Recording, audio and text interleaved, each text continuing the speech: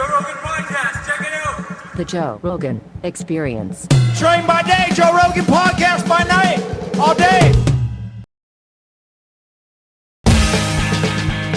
Is that you were telling me that this mask is a wrestling? Does this have anything to do with your museum? Yeah, it says the National Wrestling Hall of Fame, but this is the one out of Stillwater, Oklahoma, and the one we have is a subsidiary one. It's called the National Wrestling Hall of Fame Dan Gable Museum in Waterloo, my hometown. But they own it. And see, Oklahoma and Iowa are big rivalries in wrestling over history. And these museums kind of help bring us together. So it's pretty interesting. So these actually masks are just the ones out of Stillwater. I don't know if we have ones in Waterloo or not, but Lex Friedman told me that you have a hard time even walking around in Iowa, that people will swarm you. You know, when they don't swarm me is when I'm going to have to worry about it, because I'm for the sport of wrestling, and I love that sport, and it's been my life, and I want it to continue to be, and it's a little bit difficult sport. So, it's something that keeps me appreciative, but it also, I promote it out there, and as long as people, I'm okay with it. It might irritate my family a little bit once in a while, but they love the sport too, so they got to expect some of this stuff.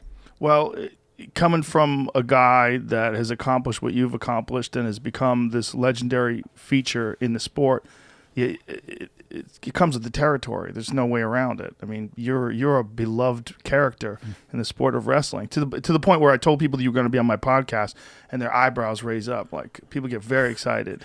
Well, I'm glad you said that, because every time I tell somebody, their eyebrows do the same when I'm going on this show.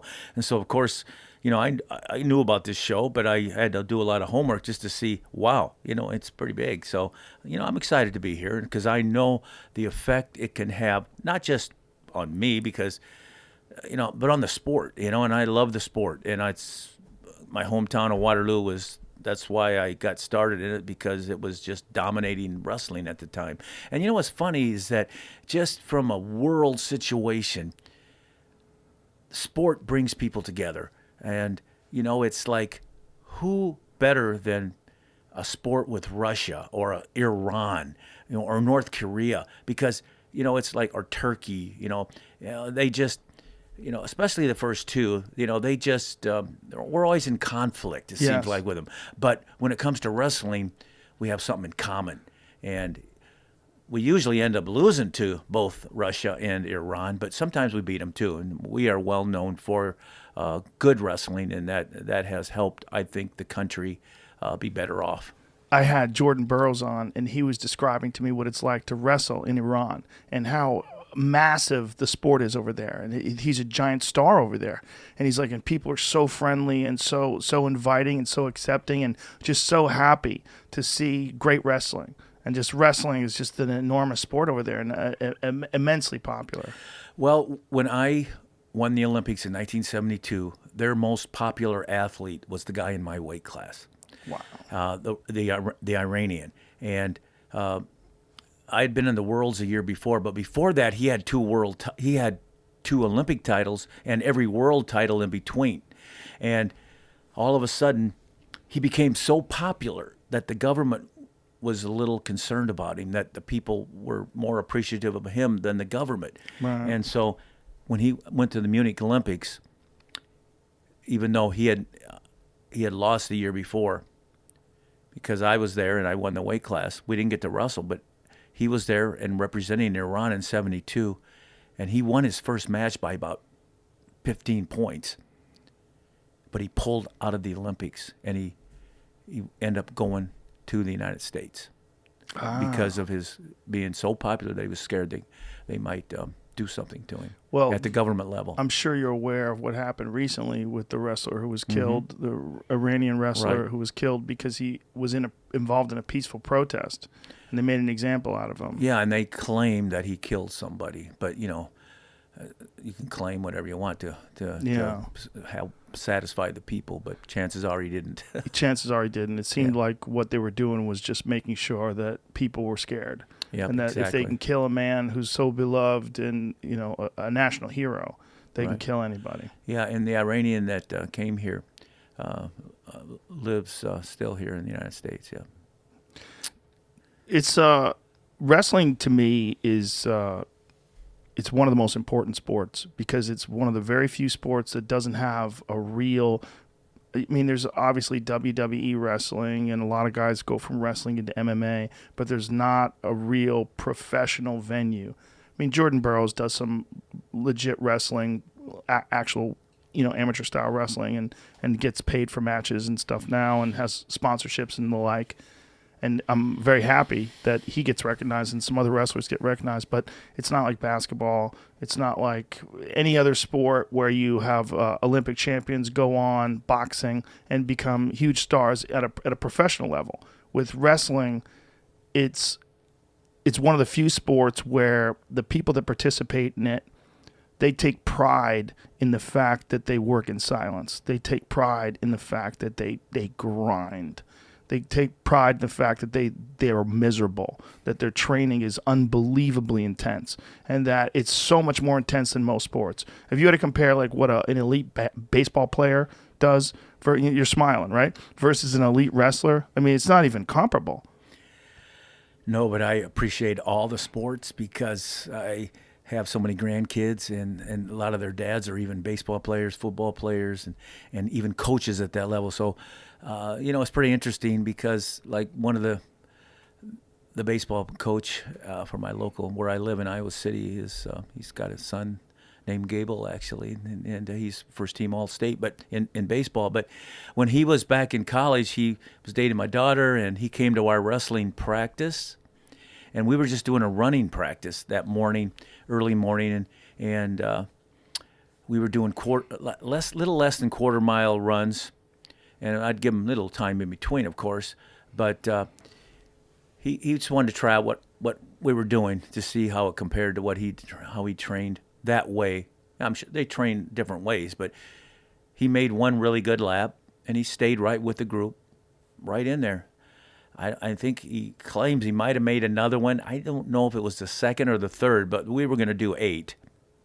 And so I think by the second or the third, he was in a full squat, and he couldn't.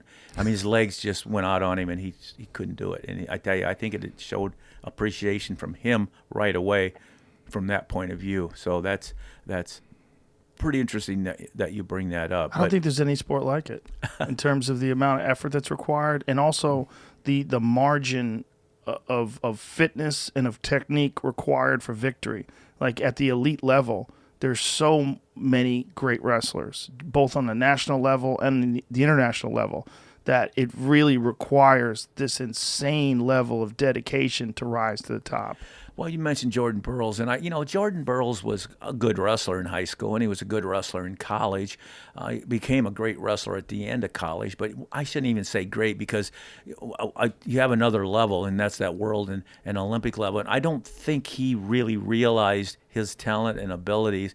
A lot of it's just because it is a tough sport, and that every practice is a somewhat of a grind, and everything that you do. But if you stick with it long enough, the mind can develop as well. And it's when Jordan Burroughs' mind developed to where he felt he was a great wrestler instead of just he's a good wrestler, but this other guy's good and it's going to be a tough match. But he stayed in it long enough, worked at it hard enough where he was able to develop beyond the tools that you need for being on the mat, just technically or strategically. And so once he got that mind, that made the big difference. And that's what carries him through right now. And again, it's like right now he's in a big battle to make the Olympic team, which is going to happen here shortly. And because we eliminated some of the weight classes. See, people don't understand in our sport because they say, well, they don't do it in baseball, they don't do it in football. People weigh 100 pounds, people weigh 200 pounds are on the same team, and you're competing against them. But in a wrestling match, a few pounds makes a difference when you're at that high level of excellence. It's because of like physics.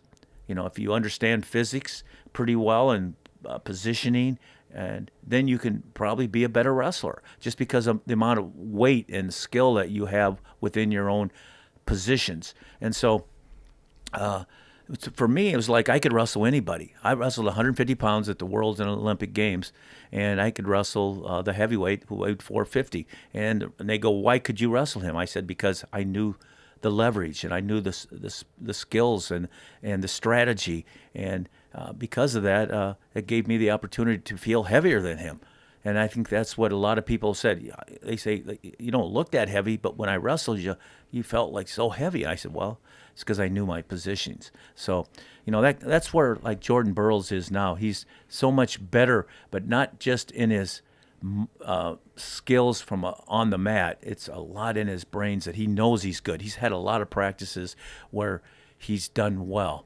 I don't think I lost a practice from my junior year in college. So I had my junior year, my senior year, then I had 2.5 more years. So that's 4.5 years where I went to practice and never lost a wrestling practice.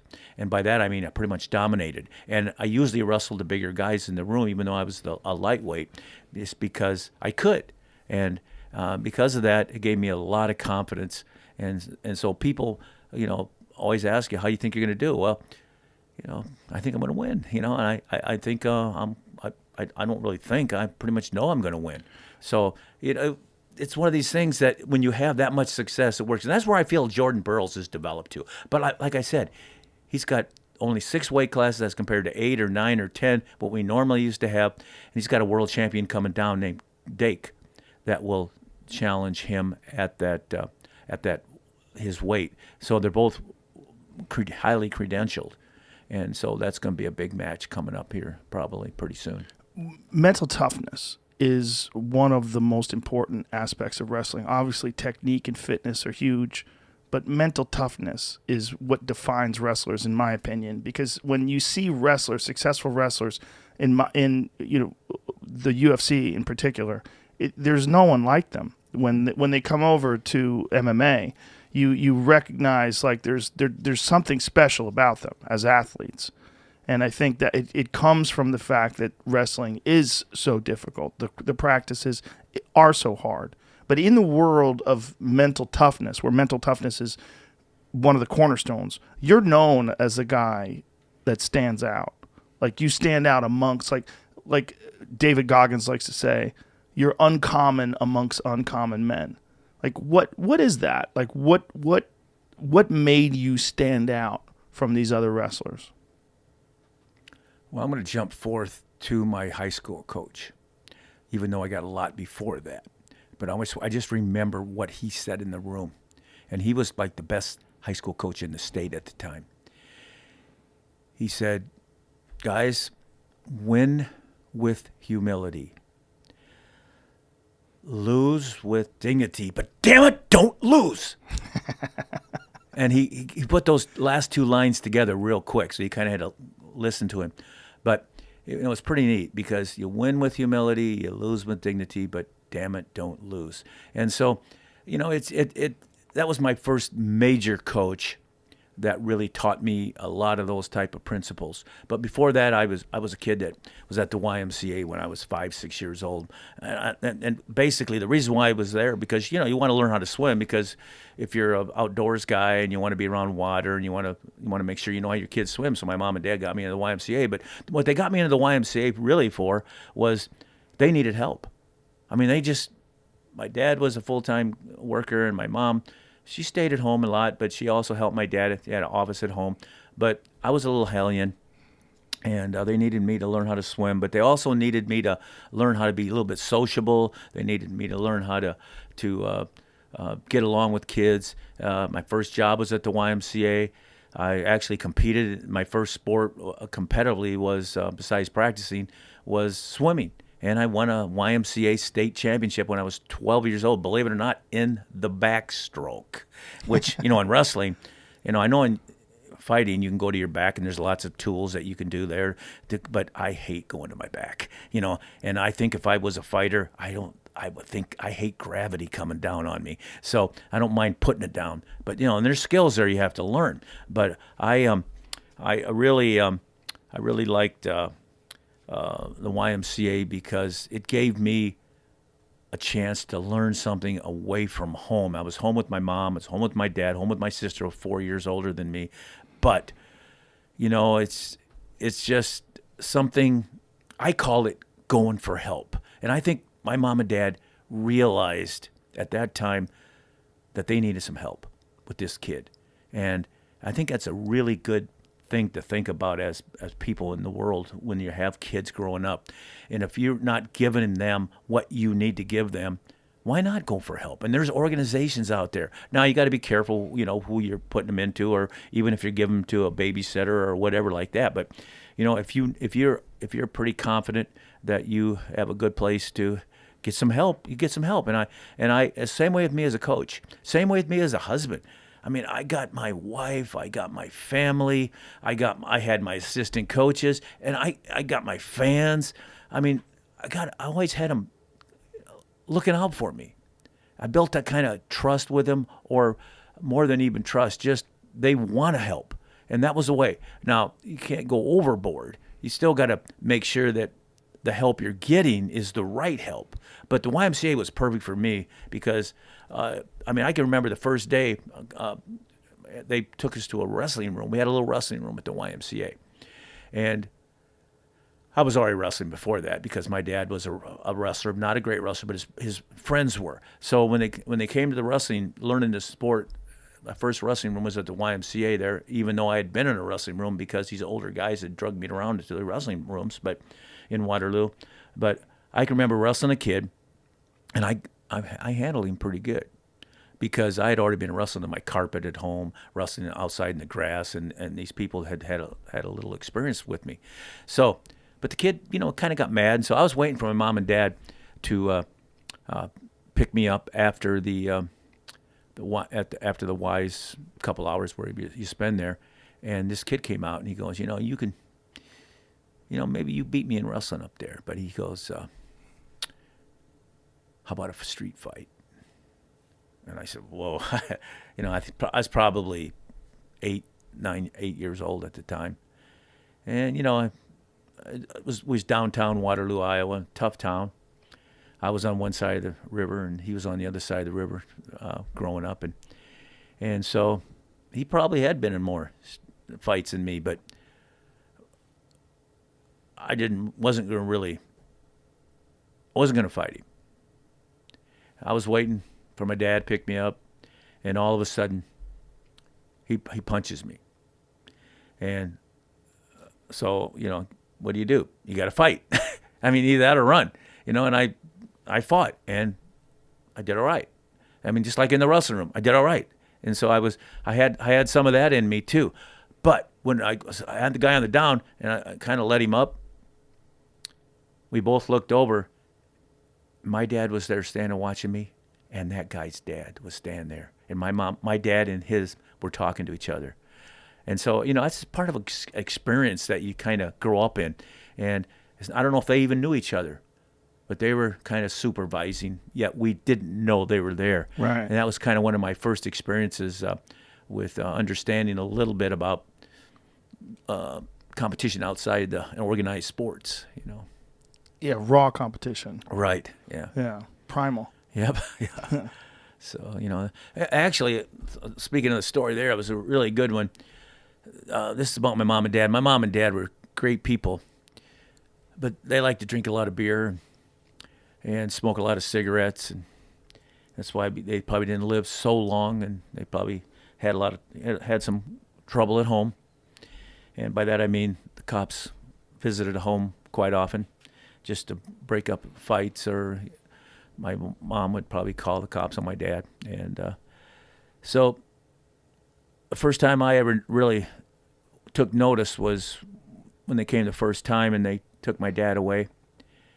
And, he had been rough with my mom, so I probably understood. But I saw him kind of throw a handcuff on him. I think they just threw one on and kind of took him out the door. I didn't really see from there. So he came home that night later on. He just, I don't know, they brought him back later. But so the next day I went to school, and the policeman that had come and picked him up was actually a neighbor down the street, just lived about a block from us. And I was really mad, at the police taking my dad away, even though probably it was a good thing. But I didn't really understand what was going on at that time. This is different today, probably wouldn't go on. But the neighbor policeman about a block away had a son in my class at school. So after school that day, we were both walking home, and I was really mad. And I pulled out of my pocket a wire, and I took this kid down on the ground, and I wired his wrists together. And not real hard, but like there were handcuffs. And I grabbed the wire, and I said, "This is what your dad did to my dad last night, and I'm going to do it to you, and I'm going to take you, and I'm going to take you home this way." And I took him home because they lived about a block away, and I untook the things off and let him go in. But it's like probably fourth grade. But my dad found out about that, and wow, what did I get in trouble. I mean, he used to hit me on top of the head with a ring, probably why I don't have much hair. And he looked at me, and he said, "You know what? I was intoxicated last night. It was good they took me out of here. But you know what they did to me when they got me down to the police department?" He said, "I played pool with them. They had a little billiards room down there, and they played pool with me until I sobered up, and then they brought me back." And you did that to his son? I said, "Dad, I was just protecting you," I thought, but and everybody understood. But it's kind of funny how things are. And I don't think, and that's the old days, good old days, compared to, they'd probably do a lot more. They'd lock you up probably, but I don't think give you too many breaks. But it's kind of funny how that's the kind of house, difference between 40 years ago, 50 years ago, 60 years ago. What do you think's forget. better though? Like the good old days, or is it better today? I think I like the good old days. I mean, I got picked up one other time, and it was my former. I was back home from college, and he was my gym teacher in 8th grade, and Mr. Blue, and he ended up being a policeman. So when I came home from college, so that was about in 7th grade. So we're talking 6, 7, and 8 years later, when I was home for the weekend, and I was driving, and he picked me up, and I probably had a beer in the car or something, and he actually let me go, but he picked me up again the same night. So he took me down a second time, and he put me in his office in the police station, and we talked for quite a while. But he let me go too. But you just can't get away with that. I mean, there's just more rules, regulations, and if people find out, it's like, whoa. I think the good old days probably gave you a chance to actually realize things better than you can today. You can actually get a second chance, maybe, and that type of thing. So today is not the best day to ask me about the good old days, just because today is, I would say, definitely the good old days, because these days we're divided. That's the way it is, and so it's not as much fun, and you're almost scared to talk. What did I came here in an airplane, and out of the airplane magazine, I picked up something because I thought it was interesting. It'll probably help me, because I don't want to get in trouble. I don't want to get in trouble. And it said, curious about using, this article was in the, said, curious about using gender-neutral language in your everyday life. And so I Are started. you curious about using gender neutral language in your everyday life? I just caught some guy just texted me the other day after a speech and gave me really a lot of hell. A guy you knew? He texted you? Yeah. A friend of yours? Well, I haven't seen him for about 30 years, but What did he give you hell about? he said I used the word she and he and all this kind of stuff. And I You said, can't use she and he? I don't know, but You can. Tell Yeah. that guy to fuck off. you know what? Unbelievable what you said. Because Yeah. listen, one of my former wrestlers who's a school teacher right at the campus at the University of Iowa, and he's pretty strong in his beliefs because he grew up in a family that didn't have a dad, and the government took pretty good care of him also. And he just sent me a note. I told him that story, and he told me that well, here's how you can talk, and he told me how I can talk. But then when he got done, he says, and then go tell that guy to fuck off. So that's exactly. Well, here's this the is thing, great. Dan. This is great. Here's the thing. I think the reason why that guy gave you hell for something as simple as saying he and she, that highlights what's wrong here. What people are doing with not just gender neutral language, but with the whole woke movement, politically correct movement, is they have an opportunity to yell at people and tell people what to do. It gives assholes and low status individuals power over other people by enforcing this ideology. And it doesn't make any sense. Like, you could say she and he, it doesn't make you a bad person. And if, by the way, if you change genders and you say she and he and it switches back and forth, that's fine too. That's not what I'm talking about. What I'm talking about is the intent behind what you said was entirely innocent. And the reason why that guy gave you shit about it is because he's got an opportunity to force you to comply with what he thinks are new rules. So he thinks he can force them on you, and he has a position to have the moral high ground, and he has a position to make you feel bad or to make you listen to him. That guy can eat shit, because people like him are the real problem with this fucking country. It's not that people aren't kind. It's not that people aren't friendly. Most people are kind, and most people are friendly. The problem is whenever this new thing, a new movement comes along, and this one is particularly divisive because there's so many dipshits that have adopted it, and people that are low status, unsuccessful, non-disciplined individuals, and they want to force it on other people, and that it becomes a big part of their life is enforcing this kind of language and this kind of ideology on other people. That's what's going on today. Well, I like you saying it because you can say it a lot better than me, but I feel it. Yeah, we all feel it. People feel pressure, but more of us need to stand up against that and highlight who the humans are that are pointing it out. These are piss poor humans. Most of these humans have very little discipline. Most of these people that are doing it, they're weak of character. The people that are pointing it out and yelling at people for things like don't use gendered language, those people are dipshits. That's the problem, and it happens so quick. It happened so quick because they recognized that through social media, they could form these little bully gangs, and all of them together, because a lot of them are losers and they spend a lot of time online and they don't spend a lot of time socializing in the real world. They live in these fucking Twitter groups and they go attack people for shit that's not that big of a deal, but they want you to comply. They want to use this power of the group of having a bunch of people who also believe what they believe and attack folks and think that it's right, and they get together and reinforce each other constantly online. And if you pay attention to them, there's a few people like that I follow just to see how crazy folks have gotten. They're online 12 hours a day just doing that. You can't get shit done if you're on Twitter 12 hours a day arguing with people. You can't. So these are the type of people that are involved in this sort of behavior. They're not people that you should aspire to be. They're losers. You know what? I like when you're saying that, but I like you're saying it, not me.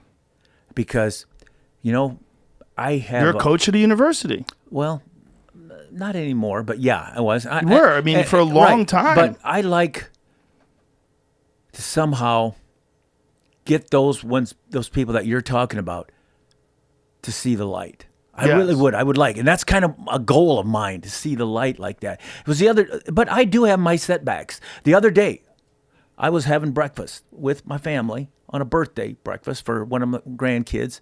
And we had a big table, full of, we have 23 of us, but one family wasn't there. This one here, the one that's with me today, Danny Olstein, wasn't with me. So he has 5 of them. So we had 18. And we just had a breakfast, and we had a birthday party and at a restaurant. And so I'm going to go pay the bill. And the bill was, it's not bad. It was $135, but that's $135 for breakfast for, a nice little restaurant. So, and I went up there and you have to wear your mask until you get in and sit down and eat. And so then I just got up from eating, and I had my mask in my hand, and I was looking down at the cash register, and the girl that was there said to me, she goes, and I didn't even look at her, because I was looking down and reading the bill, and she said, "Put that mask on." And I'm looking down, and I'm not looking up, but I lost my cool. And I put my mask on, because I had it right there, and I was going to put it on anyway, but I just hadn't put it on yet. So I put it on, and I said, "You really pissed me off." And she just didn't know what to say. She didn't say a word. Well, she, because it wasn't her place. She was just working there and stuff like that. But, and pretty young gal. And so, and then she gave me the bill, and she didn't say anything, and I didn't say anything. And I gave him the right tip, because it was a different lady. Right, right. So then I finally looked up, and I said, "I never forget." That's what I said to her. And the funny thing is, it's I didn't mean to do harm to her, but Probably scared the shit out of her. yeah, I know. Especially because the owner is probably pretty decent friends of my family there's a way and to all say that. it that's nice. Yeah, "Sir, exactly. could you please put your mask on?" Yeah. And you would say, "Oh, I'm sorry." I would have. Because you forget sometimes. It's not a normal thing. It's become normal over the last year, but it's not a normal thing to remember to put a mask on. No, it's not. Especially when You've lived when you're working out every day too. Yeah. And because you don't really want to wear a mask when you're working out. That's ridiculous. Yeah. Yeah. And a lot of people have to at gyms. Like, I can't wait for this fucking thing to be over. But that's a thing with the mask thing. I'm not saying that in this case. This lady was at work, and she probably does feel nervous about people not wearing masks. Right. But there's a thing where people like to yell at people, "Put your mask on," because they know that you have to, and they also know that it's an opportunity for them to tell you what to do. People enjoy telling people what to do. That's why that dipshit that texted you about gendered language, he's just telling you what to do. He enjoys telling you what to do. And, I don't find any of those people to be of impressive character. Here's another thing, because it's kind of along the same line. And I hope I don't get emotional on this one. But so, when I was 15, I'd won a state championship, and my first state championship in wrestling. First year as a high school sophomore, because that high school started then. And anyway, long story short, this neighbor kid ended up murdering my sister, and he had walked to school with me a couple weeks before that, and said something to me, who if I would have communicated, it might have saved her life. Just because she probably would have never let the guy into her house. What did he say? He just said, like, "Boy, you got a hot sister," and he was kind of my age, 1 year older than me, but my sister was 4 years older than me, so he was probably 16 and she was 19, and she had a boyfriend, and she was living at home yet, and so the funny thing is I actually was going to come home and say something to her, but when I got home I got distracted, and I said, "Oh, it's just boy talk, it's just boy talk." And it was mostly about he just thought my sister was really hot and that he would like to do something with her, but he never really said it outright. I just figured something, the boys would like to do, But anyway, so that 2 weeks later, we're on a fishing trip with my mom and dad, and my sister's supposed to join us, and she doesn't show up because she worked for my dad after she went to college for a year, and then she worked for my dad after that as a secretary in the real estate business. So she didn't show up, so we called the neighbor. And back in those days, you didn't have cell phones, so we had a phone that was outside a cabin that we rented. I can date you because the cabin we rented for $4 a night. So it's just unheard of, and that was, it would have been 1964.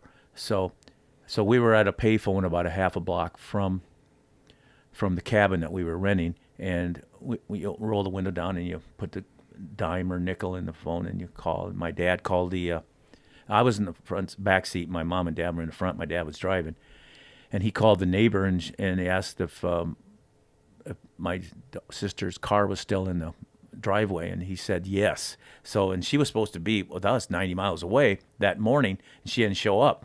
So my dad and my mom get really nervous, and they tell him to go break into that house. If you can't, if there's nobody, you can't get in, break into it, or if she doesn't answer the door, get into that house and call us back.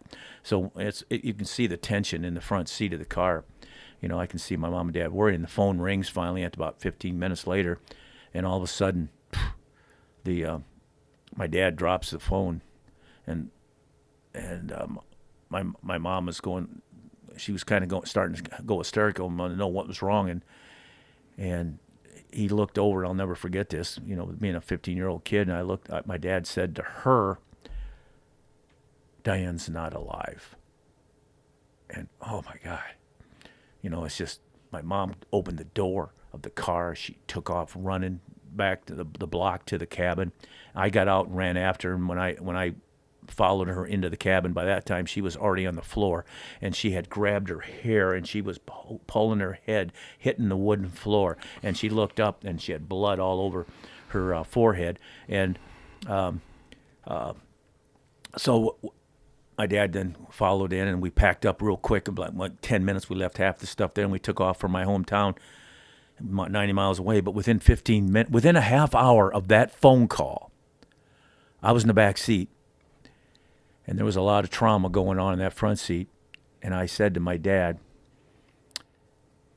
"Dad, I may know something about this. I don't know for sure, but I may."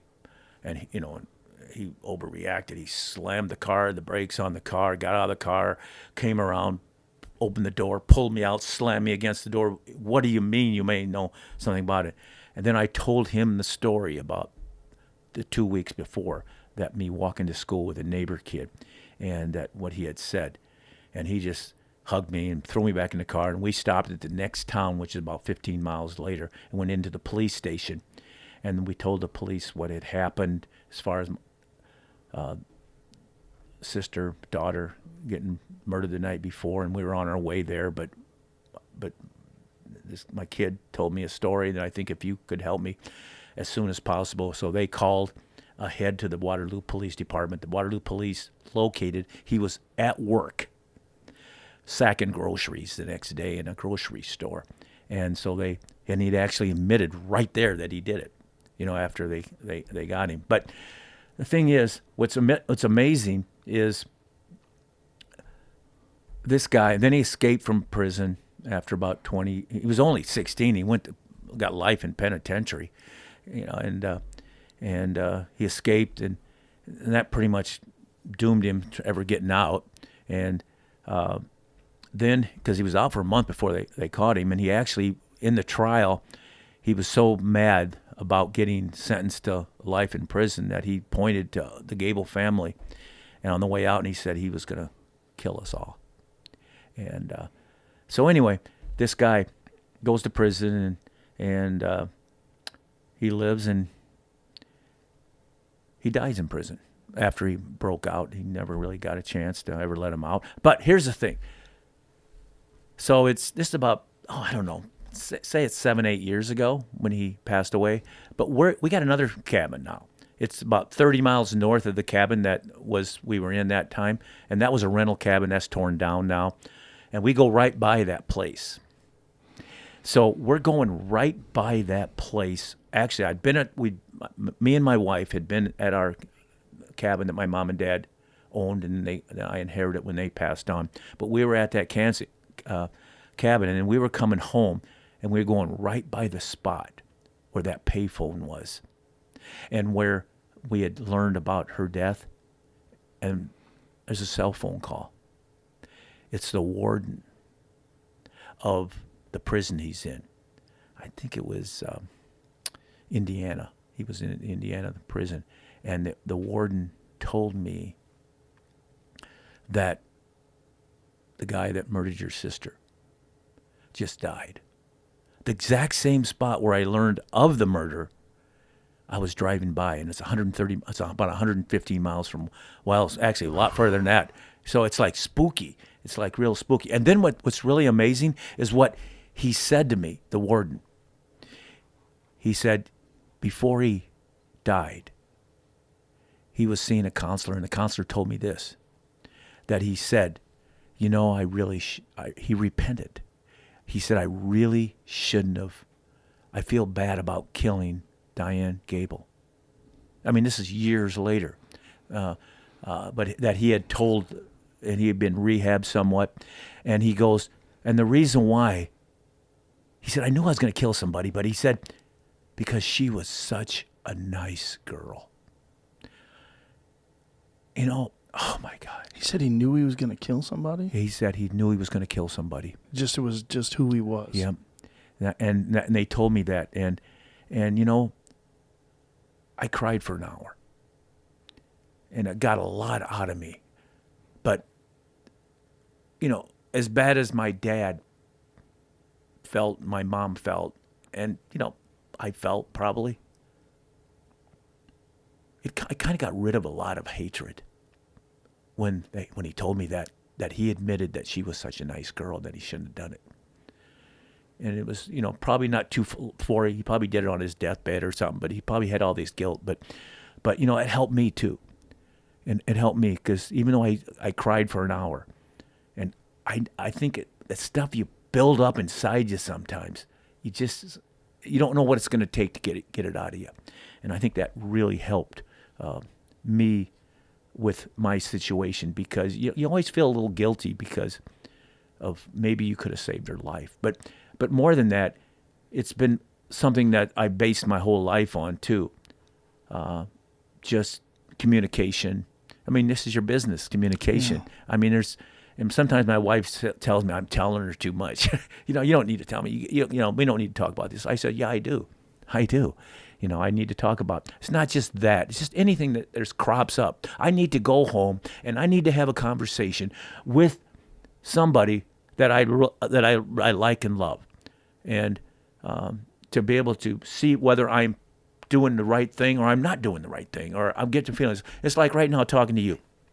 I love the conversation, and I love what you're saying, even though I may not feel exactly the same way you do. I love it that you're saying it because you're saying it the way I want to say it, and I probably do behind my back. I probably don't stand public, but I'm probably trying to help some people too, and heal some people, or even maybe get them to change, or not feel like, because I've been through so many kids, and I just seen what some of the things that you've done with these kids and how you've made big differences. Just like Rico Chiapparelli, what you're talking about. Just like a kid named Brad Penrith, who had a twin, and he was not gonna make it in life very far, but by changing him, like for example, Brad he needed to stop drinking, you know, for good. He couldn't drink. I mean, like right now, I can drink a beer. I'm not going to go crazy. But if he drank a beer or two, he'd go crazy. I'll get in trouble every time. Every time he had got in trouble, it was alcohol related, and I didn't even know it. What's funny about this kid, Brad Penrith, he won a national championship for me as a sophomore, and he got in trouble within a week or two after he won the national championship. And it was the first time he ever made the paper. They picked him up for intoxication. Well, you know what? Once they looked him up, he'd already been arrested quite a few times the year before, and they never even put his name in the paper. But once he became a famous guy, he made the headlines. And so I didn't even know. If I'd have known he'd been getting in trouble, I probably had been working on him before. But it's one of these things that it's like it's who you are. It's who you are sometimes. And but he did well. He ended up being a 3-time All-American. He got in the national finals 3 times, and he won. He got beat both times, the other ones. But it was controversial. There's calls could have went his way. And he went to become a world silver medalist in the world championships, but you know what he had to do? He's one of these guys that he can't drink, so he gave it up, and he hasn't had a drink ever since, and he's in his 50s now, and he's doing really well. Good wife, good kids. Here I am. I have a beer, and we're probably going to drink a beer here sometime, but some people can't drink. Yeah, that's just the way it is. It is just the way it is. Yeah. And so this guy just figured it out. Well, let me tell you.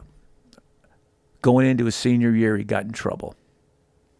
And my AD called me in. His name was Bump Elliott. He just passed away a couple of years ago. He's a great AD. And he said, Gable, you're winning all these titles. You don't need this kid on your team. He's been in trouble too many times. And I want you to kick him off. I don't know if he said kick. I want you to take him off the roster. And right there, I just froze because I knew this was his only thing. And if this is his only thing that's holding him together, we got to figure something out. And I told my athletic director about his history, where he come from. He's got a twin brother. His twin brother's not getting any wrestling. He's all kinds of, he's this and that. And I said a few things, and I said, the one thing in his life that is good is wrestling.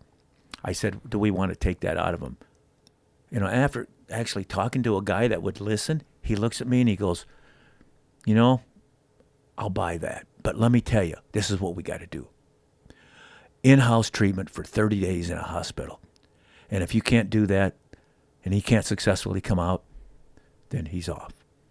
And he went in 30 days. He came out and never drank since. And that was 1987 or 88.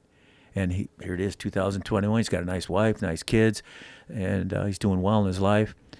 And some good decisions by a coach and an athletic director. That's awesome. Yeah. I love hearing stories like that. Yeah. Because some people really can't drink. Yeah, and Brad was right with Rico, and Roy Selzer, that's another name that's crazy. And these guys were hellions, but they could kick butt on the wrestling mat, but they like to go downtown. And that's when those days, that was the hard days on me, because I had to go downtown and kick them out of the bars. Well, they actually warned the bar people that owned the bars that I would be coming in at 12, so they would be hiding out the back. So let us know, and we'll run out the back door.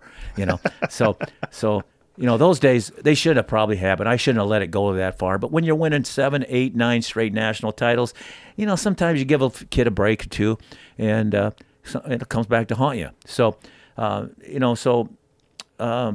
it became a kind of a ritual for me to leave home about 11:30 every night to go downtown to Iowa City to walk into bars to see where some of the guys were and try to get them home. And, that was probably not the right way to go about things. I should have had them to where I didn't have to do that. But, you're winning the Big Tens every year. You're winning the Nationals every year. Sometimes you lose control. And it's kind of like how I lost my last match in college, and that's another whole story. But you win a lot, and sometimes you think you can cut corners. Well, you had gone undefeated your entire college career until your last match. Entire high school career so 7 years.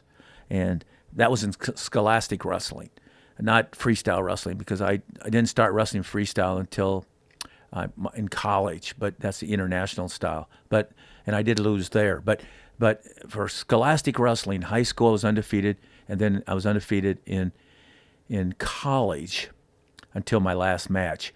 But, my coaches, and here I was going to become a coach. I didn't really know it for sure, but I didn't know anything else, because I was always a team captain, team leaders, and all these kind of things. So I'm going into the national championship, and it's like, wow, I'm the show. I mean, I couldn't look at a newspaper because I was on the front page of the Chicago Tribune and sports pages. It was in Evanston, Illinois, and every place I'd go, people, would come up to me and all this kind of stuff. And so I from a coaching point of view, if my coaches had to do it over again, and they actually apologized to me years later, but it was like nobody thought I was going to lose, except for one guy. One guy actually said I can beat him, but he didn't tell me. He forgot to tell me. So I didn't take him for granted. I took him for granted. And so I always went through routines, warming up, getting ready mentally. We weighed in 5 hours before a match. From then on, you ate and drank a little bit, and then focus, rest, focus.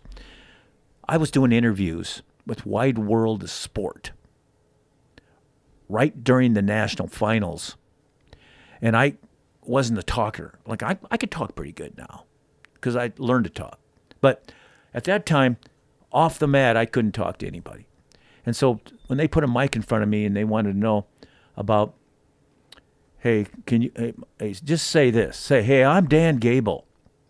Come watch me next week on Wide World of Sport as I finished my career 182-0.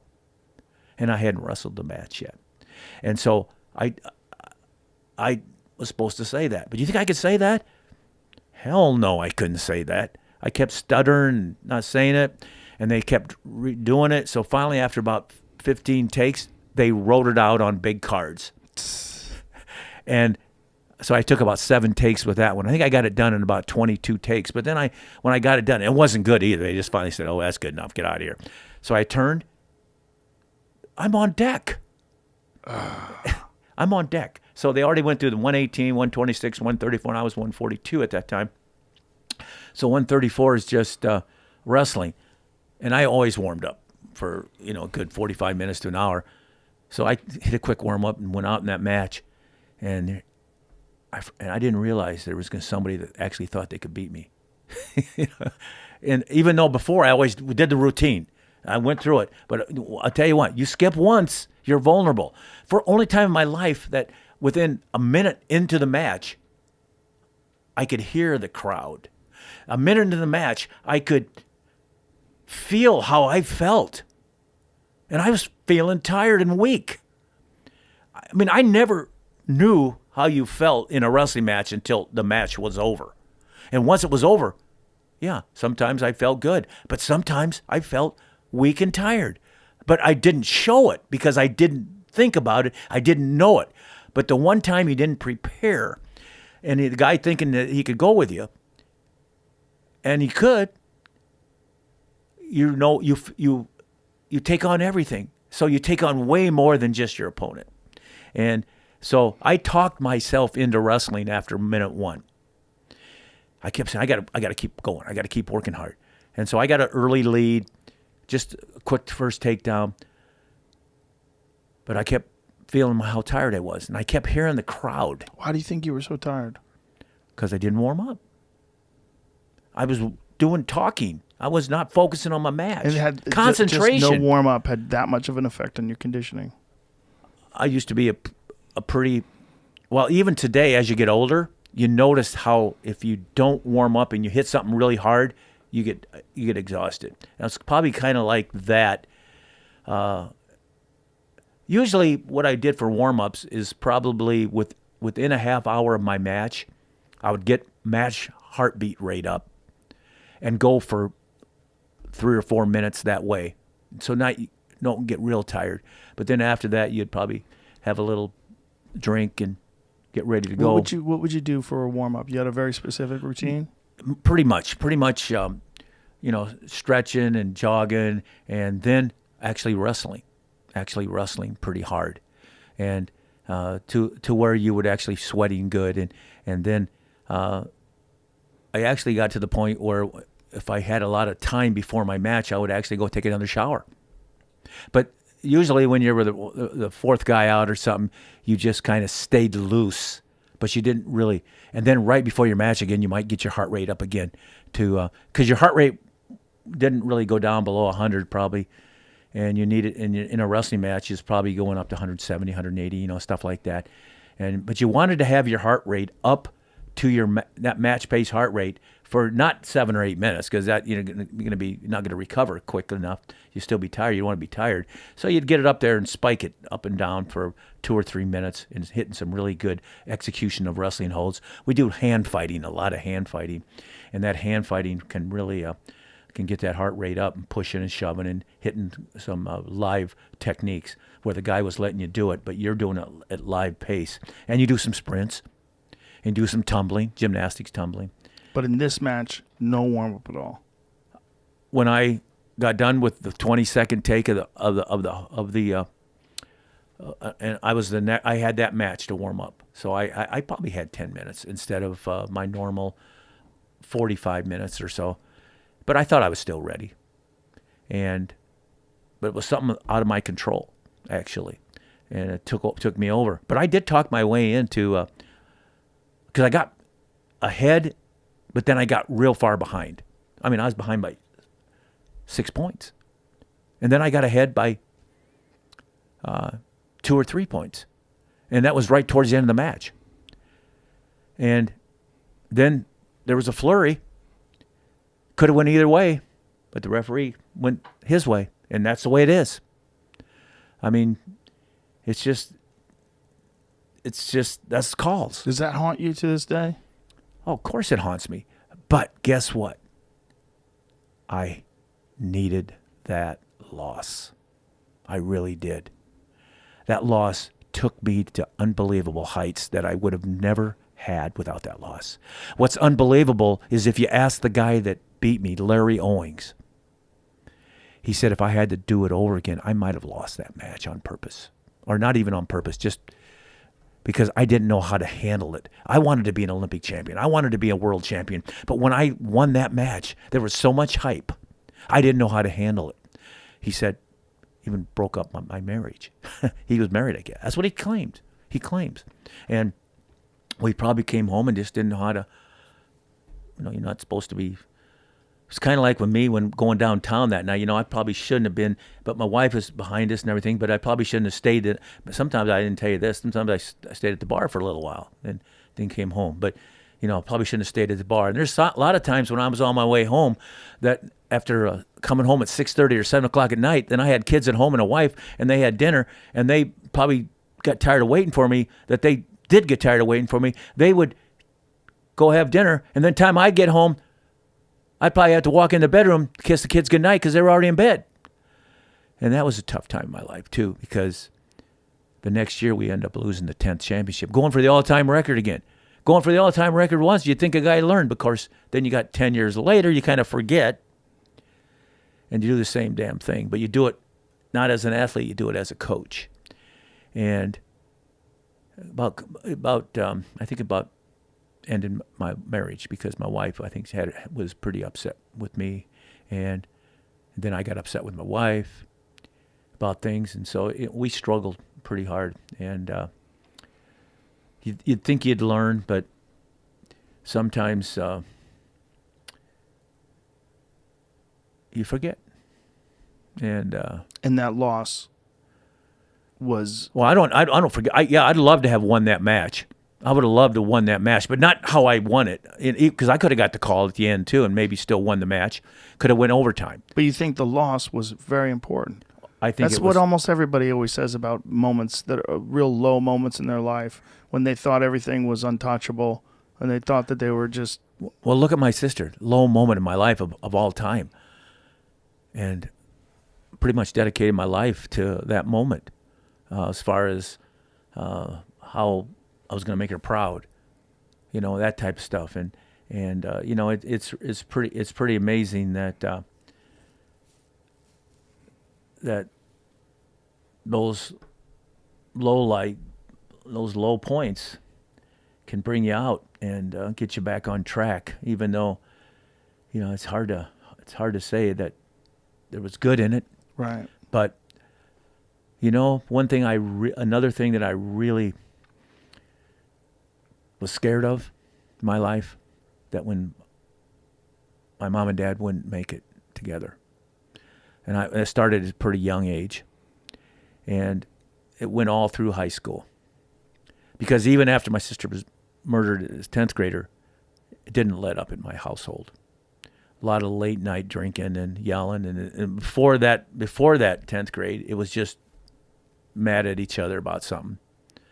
But then after that, a lot of it was about that murder. And they blame each other and stuff like that. And we did move back into the same house because they never found the murder weapon. It was a knife. It could have been one of our knives. And there was a lot of blood all over our house, and they didn't want to move back in, but I convinced them that we should move back in. One of the ways I convinced them was about a month after the murder, when we did move back in. So it was probably the second month. They were up arguing, and I was in bed, and I heard my mom say something that I thought was really stupid. She said, "I wish I would have raised her a whore," because she didn't give in. She could have gave in. She would still be alive. When I heard that, I got up and I came out. And our home really hadn't become a home again. It had been a house. We moved back in it, but it hadn't gone. Her bedroom was like just there. It was just there, and the door was always closed. And so I looked at him and I said, "You know what? I'm tired of this fighting." And I just heard the conversation that was going on. I am moving out of my bedroom. I'm moving it right now. I'm going into her room, and her room's going to become my room, and I'm staying there starting right now. So I went in, opened the door, went in, closed the door, and went to bed, got underneath her covers, went to bed. That room probably nobody been in that room for 30 days, probably 45 days. And about 10 minutes later, I heard the door. They thought I was sleeping. They looked inside and saw me sleeping in there, but I wasn't sleeping. I don't think I slept that night at all. But that is the turnaround for the Gable family in that house. We stayed in that house. And I never thought they would stay married, and so that was one of the reasons why, besides my sister, I just give them something to really focus on and concentrate. So when you went away, they could go to all these events. And hell, my dad, when I won the world championship, and it's the only time he didn't go to my event that was a major event, my mom and dad, it was in communist Sofia, Bulgaria. And when I won the world championship, he was down at the Waterloo Courier paper with the editor down there, and it was odd hour, and he was waiting for the teletype or the machine to come over and see how I did in that event. It wasn't that easy to find out. So all of a sudden it comes over, it's typed, and it was a headline across the paper. It said, "Dan Gable wins world championship." My old man ripped that the paper right off that teletype machine, and he ran outside, and it was early morning, and there were people coming to work, and he was running down the street swinging that little newspaper, yelling, "Hey, my kid's a world champion! My kid's a world champion!" And that kind of stuff is just you can't make that kind of stuff up, and it's just amazing that. But anyway, so what happened is I found out once I went to college that my mom and dad really liked each other. I never knew that because now they only had each other, and I wasn't there, but they could follow me, and they followed me for and they wrote me every day. So I could I'd get mail every day. I'd go to the mailbox, and I'd have a letter from my mom every day, 7 days a week when I was gone, only 90 miles. And in those letters, we used to drink a lot of high C. And when you take the labels off, you could send 7 or 8 of them in, and they'd give you money back. So my mom would send me in she'd have a little letter, and she'd say, here's some money from the high C, and how you doing, or something like that. And there'd always be a quarter, a nickel, a dime, that type of stuff in there. So it's pretty amazing. And she did that. I 3 or 4 times a week, I would get change in the mail. But, not a whole lot. I was getting a full ride scholarship. That days you got $25 a month for whatever you wanted to spend it on from the school. And then my dad gave me an extra $20 a month. And that was all he was costing him, $20. Well, he did more than that because he bought me a nice little car, and to send me off to college and, that type of stuff. But, it's pretty amazing that, when you find out stuff that they really like you, but yet they still need some common person to follow. And I was that guy. When I was in high school, I was a state champ as a sophomore, which is the first year of high school. Then I won state champion as a junior, but I was wrestling. My weight was 95 as a sophomore and 103 as a junior. In college, the first weights were 118, and my dad thought I should be getting bigger. Plus, I was pretty skinny. And so my dad says, I want to get you a job this summer going into your senior year, because the job you're going to get, you're going to want it because you like working out hard and stuff like this. But this job's going to be a workout all day long. It's going to be with a cement crew. He says you're going to be hauling bags, 94-pound bags of Portland bang of cement. You're going to be digging and shoveling cement. You're going to be digging and holes. You're going to be, doing all this hard work, carrying buckets of mud, and by that they called it cement, and so on and so forth. You're going to swing in a sledgehammer because you're going to be dealing with a lot of basements, because my dad was dealing in the house business, and so he got me a job when I was 16 years old. I was still 16 yet in the summer of my junior year. So he got me a job. Little did I know. Again, it's the old days. What's good about the old days? That you had to be 18 to get the job. It was one of those, where you had to be 18. And I was 16, but my dad was a house builder, and he'd always hired this guy to build the basements. And he told the guy he wanted me to get a job, and the guy says, well, I can't really put him on the books. So he says, I'll keep him off the books. We'll hire him anyway. But he says, we'll just pay him under the cash under the table. But my dad says, you don't even have to pay him. I'll pay you. So after about 3 days of work, because my dad had scared the daylights out of me, telling me how hard I'd have to work. I didn't realize there was people that were they're putting their hours in, some of them.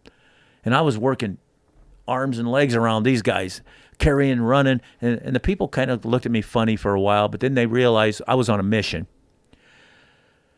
But finally, the owner of the cement company, Martinson Construction, Jerry Martinson was his name, called my dad after 3 days and said, Mr. Gable, you're not going to pay your son. We're going to pay your son. We'll just do it under the table as well. We're going to pay him. We're not going to let you pay him. You're not going to have to pay him. He's working everybody under the table. He's getting along with everybody. In fact, at lunches, before we eat lunch, he always wants to wrestle everybody on the crew. And the first day, these guys, they're old timers, but they're big guys, and he's weighing, he's wrestling 103, so he's probably up to 125 right now, and he's 125 pounds, and these 250-pound guys are wanting to, they can't beat him. He said he's kicking the shit out of every one of them, and they love him, and they're having a great time with him. In fact, all the hard work, they're giving him all the hard work. In fact, when he moves those 94-pound bags of cement off the truck to where they're supposed to go, that's not enough for him. So they tell him to move those bags again to the other side of the house. So it's just crazy, and they're all loving it. So, we're going to pay your son. We're going to pay your son. So, my dad was looking out for me. They looked out for my dad. That's the good old days. The police were looking out for my dad. It's I don't know if we're looking out for many people today. And if we are, it's probably of the like. And you know what? We all need to be of the like. So you used that job as a workout. 8 hours a day. Did you gain any weight from that? I couldn't, but I gained strength. Because you know what? I wasn't carrying 94-pound bags. I put 3 of them on there. So you take 94 times 3, and that's what I was carrying as a 125-pound kid. Jesus. Yeah. So I was unload them because they'd load them up on me on my arms, and I'd carry them over to where they're supposed to be. Couldn't pick them up all at one time, but so I was crazy. I was crazy. I was definitely crazy. And I used to run to work sometimes, and it was a couple miles away, and then run home. But guess what? I always had a fight. So we'd get home about 5:30. My high school had an open practice for wrestling from 5:30 to 6:30 every night after that work. So I'd go to work all day, weightlifting all day. Then I'd go to wrestling practice for an hour. Independent wrestling practice. Just open the mat, and somebody would always show up. I would always show up, and somebody would always show up that I could wrestle. So I was getting all that work, 8 hours of weightlifting in a hard type, because I would go crazy. I'd run back to get the bags, run between things, and then I'd go to wrestling practice for an hour. So then I'd go home and eat. I'd go to bed. So I was sleeping by 8 o'clock, 8:30 every night, because you had to get up at 6 o'clock in the morning, go to work. But I'll tell you, made you tough. And there's a lot of things that you did back in those days that you now know that maybe you can't, you should, there's easier ways to, not easier way, smarter ways to do things that you probably wouldn't give you some more longevity. Because, I'm worn out my hips. I mean, I got 6 hips, I got my own 2, and I got 4 others. And you've had how many hip replacements? Let's have some of your beer. You got some Gable beer. Yeah, hey, you know what? That's some of the rewards you get. People name cheers. Yeah, people name beer after you. Yeah. I got a nutrition drink. This Gable beer comes out. It's a brewery, 1/2 a block from the Gable Museum in Waterloo, Iowa. What's the name of the brewery? Single Speed Brewery. Guess who owns it though? Dave Morgan. Guess who Dave Morgan is? State champion wrestler out of New Hampton. There you go. About 30 miles north of Waterloo. It's a good beer. It better be. I sampled it. It's good. You don't think I want a bad beer? No, it's a good beer. No, it's good beer. Yeah, it's a good beer. Here's the thing. It's been in 2 contests. You go out it's the biggest contest too, out in Denver somewhere. And the first year, I didn't get an award. So I said, what are we going to do about that? Because I don't like a beer out there without an award. I wanted one of these prizes. And they said, well, you know what? We got the information that the judges gave us. We're going to take that. We're going to make it better. So they made it better. So the next year they went back and they got, they might have got a bronze medal, or they might have got 1 round of placing or something. But they survived the cut and went a long ways, and they felt pretty good to me. And I said, it's not gold. So somebody heard that and they liked it, so they come up with a Gable Gold nutrition drink, and it's up in New Lisbon, Wisconsin. There's a former wrestler again, Brian Slater, who, and one of my former wrestlers, Barry Davis, works up there. Used to be the former Wisconsin coach and was a 3-time national champion for me, Olympic silver medalist, Olympic silver medalist as well. But he works up there, and they made a nutrition drink in the last year. It's called Gable Gold. So I got a Gable beer. It's a Munich-style Helles, and that's where I won the Munichs. And if you read it on there, what's it say? It says, Gable, one word can say so much. In our city, few words, if any, resonate with the name Gable. I can't even read it. I got to get my glasses here a little bit better. He says, but in commemoration of his Olympic triumph in Munich, 1972, we've crafted a beer much more approachable than adversaries found Dan to be on the mat. He says, it's crisp and gold. We can't think of a more fitting tribute. So Dave Morgan got this beer. People love it. They want to get it outside Iowa, but it only is in Iowa, because I found out you can't sell it outside without going through a lot of... so it goes to the border. Now, I've snuck it across the border a few times. We got it here. We're in Texas. We snuck it across the border. We hit it in a It's package. kind of a shame that you can't sell this out. It's very good. Well, it'd probably go to another level if we... Yes, it would.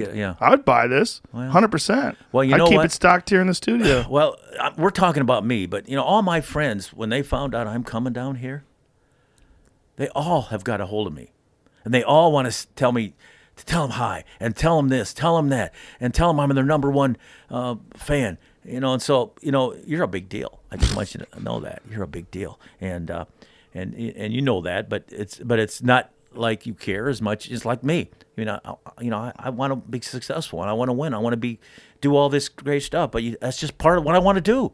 It's not a big deal. It's just what I want to do. And so if people have a beer to celebrate with, great. Now, I do have a limit, and I got a book here too, and it says know your limits. There's a chapter in that book. What's the limit?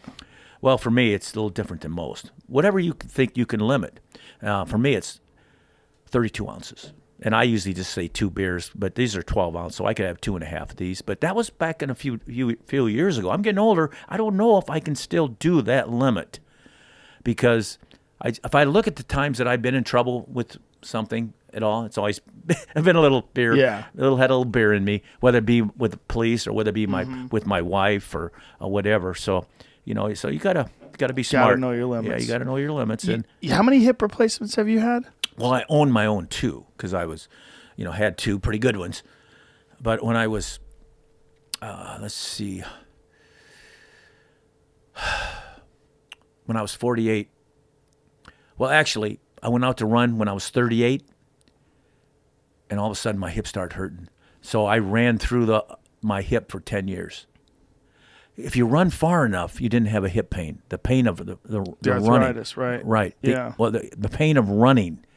Just the hurtness of you can't breathe, you're running hard. So for 10 years, was stupid because I didn't really know what it was and I didn't really pay any attention. So you just gutted it out. Yeah. So finally, when I was 48, I jumped out of bed one morning. And when I jumped out of bed, I collapsed. And I felt something crunch. Couldn't get up. It was my last year of coaching, actually. And I didn't know it was going to be my last year of coaching. But so I went to the doctor, and the doctor, Dr. Marsh, a great doctor, orthopedic surgeon. Actually, he was a surgeon. Actually, he was when you get in an accident, I can't remember the term, not a crisis, but a certain doctor where you bring him in when there's a big accident. And they brought me into his place. And he looked at it, and he says, wow, you got a bad hip. Really bad, and you just fractured it. It's just splintered. It splintered when you jumped out of bed this morning. It was been so fragile, it just splintered. And I had been kind of working through the pain for 10 years. So I had to get it fixed during that season. And so when I got it fixed, immediately it felt good. Immediately.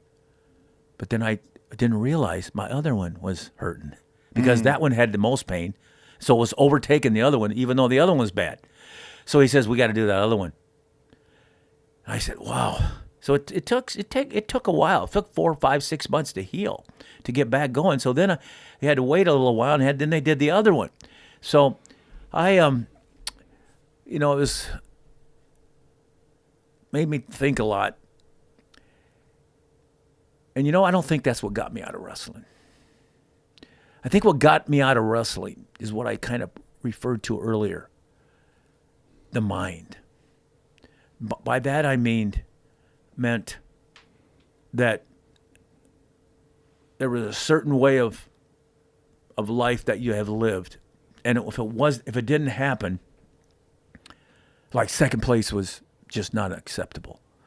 And so, to me, it was like, I got to get my life back. And I went back to my mom, now that I'm thinking, because my mom is what got me out of the sport as a wrestler, because she saw me coming home from, I was in Iowa City, and I came home and I went to the high school for a workout, and when I walked in the house just to have dinner, because I was visiting Waterloo, Iowa, I walked in and I sprained my ankle in practice over there at West High, at my high school.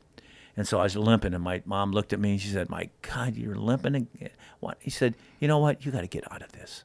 You got to get on with your life. And I was already on with my life a little bit, but I was still contemplating whether I should wrestle again. How old were you then?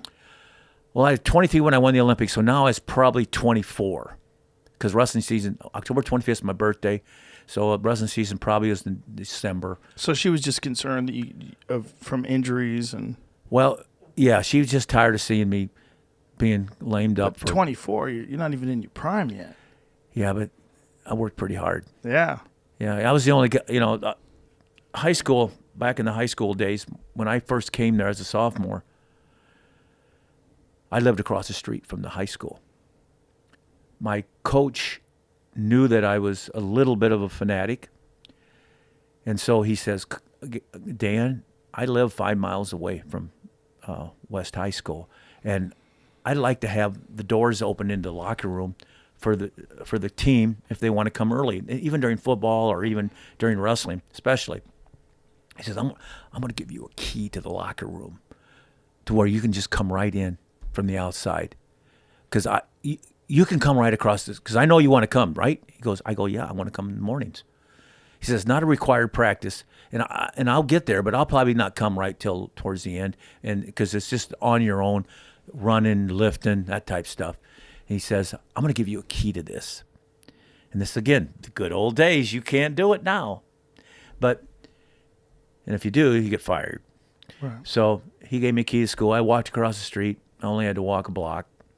And I'd open up the gym door, go in there, and anybody that wanted to come with me. Well, nobody came with me at first, because it was wrestling season was just starting, just off of football. And some of them took a break. And even the wrestlers that didn't wrestle or didn't play football, they weren't about to go in the mornings yet, because wrestling practice at 3:30 was a bear. We had a bear of a wrestling practice. I'm going to take a drink of this beer, even though I'm probably going to work out yet today. But anyway, so he gave me a key to the school. I opened it up. Nobody there was me. So for the first maybe 10 days, 2 weeks of the wrestling season, I was the only guy there. We had a good team, but they were already doing good with the one practice, so they weren't coming to two. So all of a sudden, and they didn't know much about me, the old-timers on the team. And they didn't really give me any credit yet, because I hadn't done anything. I was 0-0 in high school. But the coach told me that, that I was going to make the team. He could just tell. And that he was going to give me this key. So all of a sudden, I had the first dual meet, and I win. I'm 1-0. I win. Excuse me.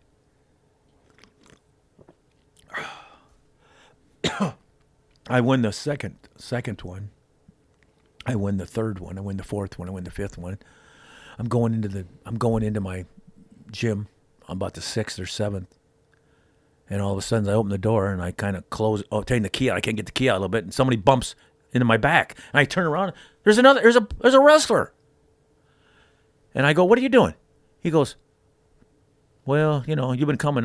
Coach tells us you're here every morning. I didn't think it was worth it, but you haven't lost a match. I think I'm going to join you." I said, "Good."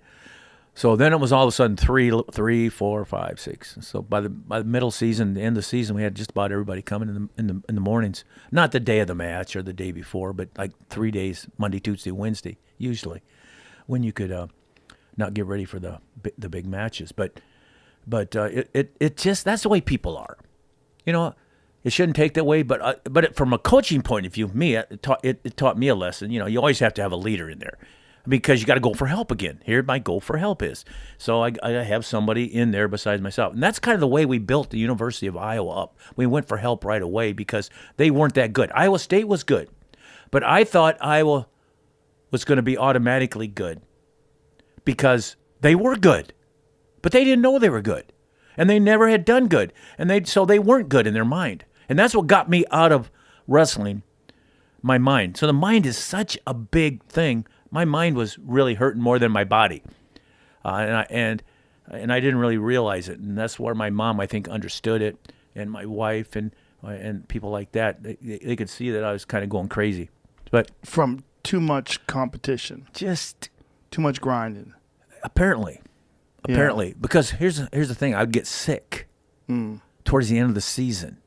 I would get sick for about 2 weeks. Straight. I mean, kind of sick that, oh my God, what's wrong with me? I got to be having cancer or something, But never. You're beating yourself up. Just the mental strain. So we go to the Big Tens, we go to the Nationals, and we all of a sudden we're winning, and it's the day before the finals, and we win the championship the day before, or we don't. But whenever we won the championship, that night when I went to bed on Saturday night, or even a Friday night if we won the championship and we still had a bunch of guys in the finals, I would wake up the next day healthy. So I've been sick for 2 weeks, and I can wake up healthy as soon as we won. So it was just the pressure. Well, it's probably, I mean, you should watch me, how I coached matches sometimes. I went crazy. I never did that as an athlete. You know, I didn't even hardly let the referee raise my hand. I was real, just humble, and I didn't jump for joy, did anything. But as a coach, I went crazy. Why do you think that is? Because I couldn't control it. It was somebody else. I knew about me. I knew I was good. But it's somebody else. And you just don't. And so when they come through for you, it's just better. It's better. Then you know you're going to win, even though you really don't. Do you feel more joy out of winning as a coach than you did over winning as an athlete? Coach. Yeah? Definitely. Because of exactly what I've been talking about. But let me tell you why. I didn't even like my athletes. I loved them, but we got into conflicts because I pushed them hard. Probably, and they were going along with it because they had a lot of success too. But there was moments when they looked at me and they put their fist up. There was times when they pushed me and I fell over a bike or something like that. There was times when it wasn't always pretty. Do you think it was because the way you pushed yourself, they couldn't tolerate it? So when you wanted to do that to them and you wanted them to work as hard as you worked? No, depending on the guy individually. Each guy was different. And depending on how he was doing, depending on how he's living and if he really wanted to be good. But let me go one step further. I could handle them guys. I could handle them because it was my job. I was in a room, a padded room, and I could do that. And they would go along with me mostly because of the success that people were having. But I know what my mom and dad went through when I wrestled. My mom often didn't stand inside the gym. She often stood outside the gym and looked through the window. I mean, it's a tough-ass sport that takes the heart out of you sometimes. And it's really tough for a mom or even a dad. And so, to me, when I would get into these altercations with my athletes, I could handle it. Only one reason, because I knew they had a mom and dad.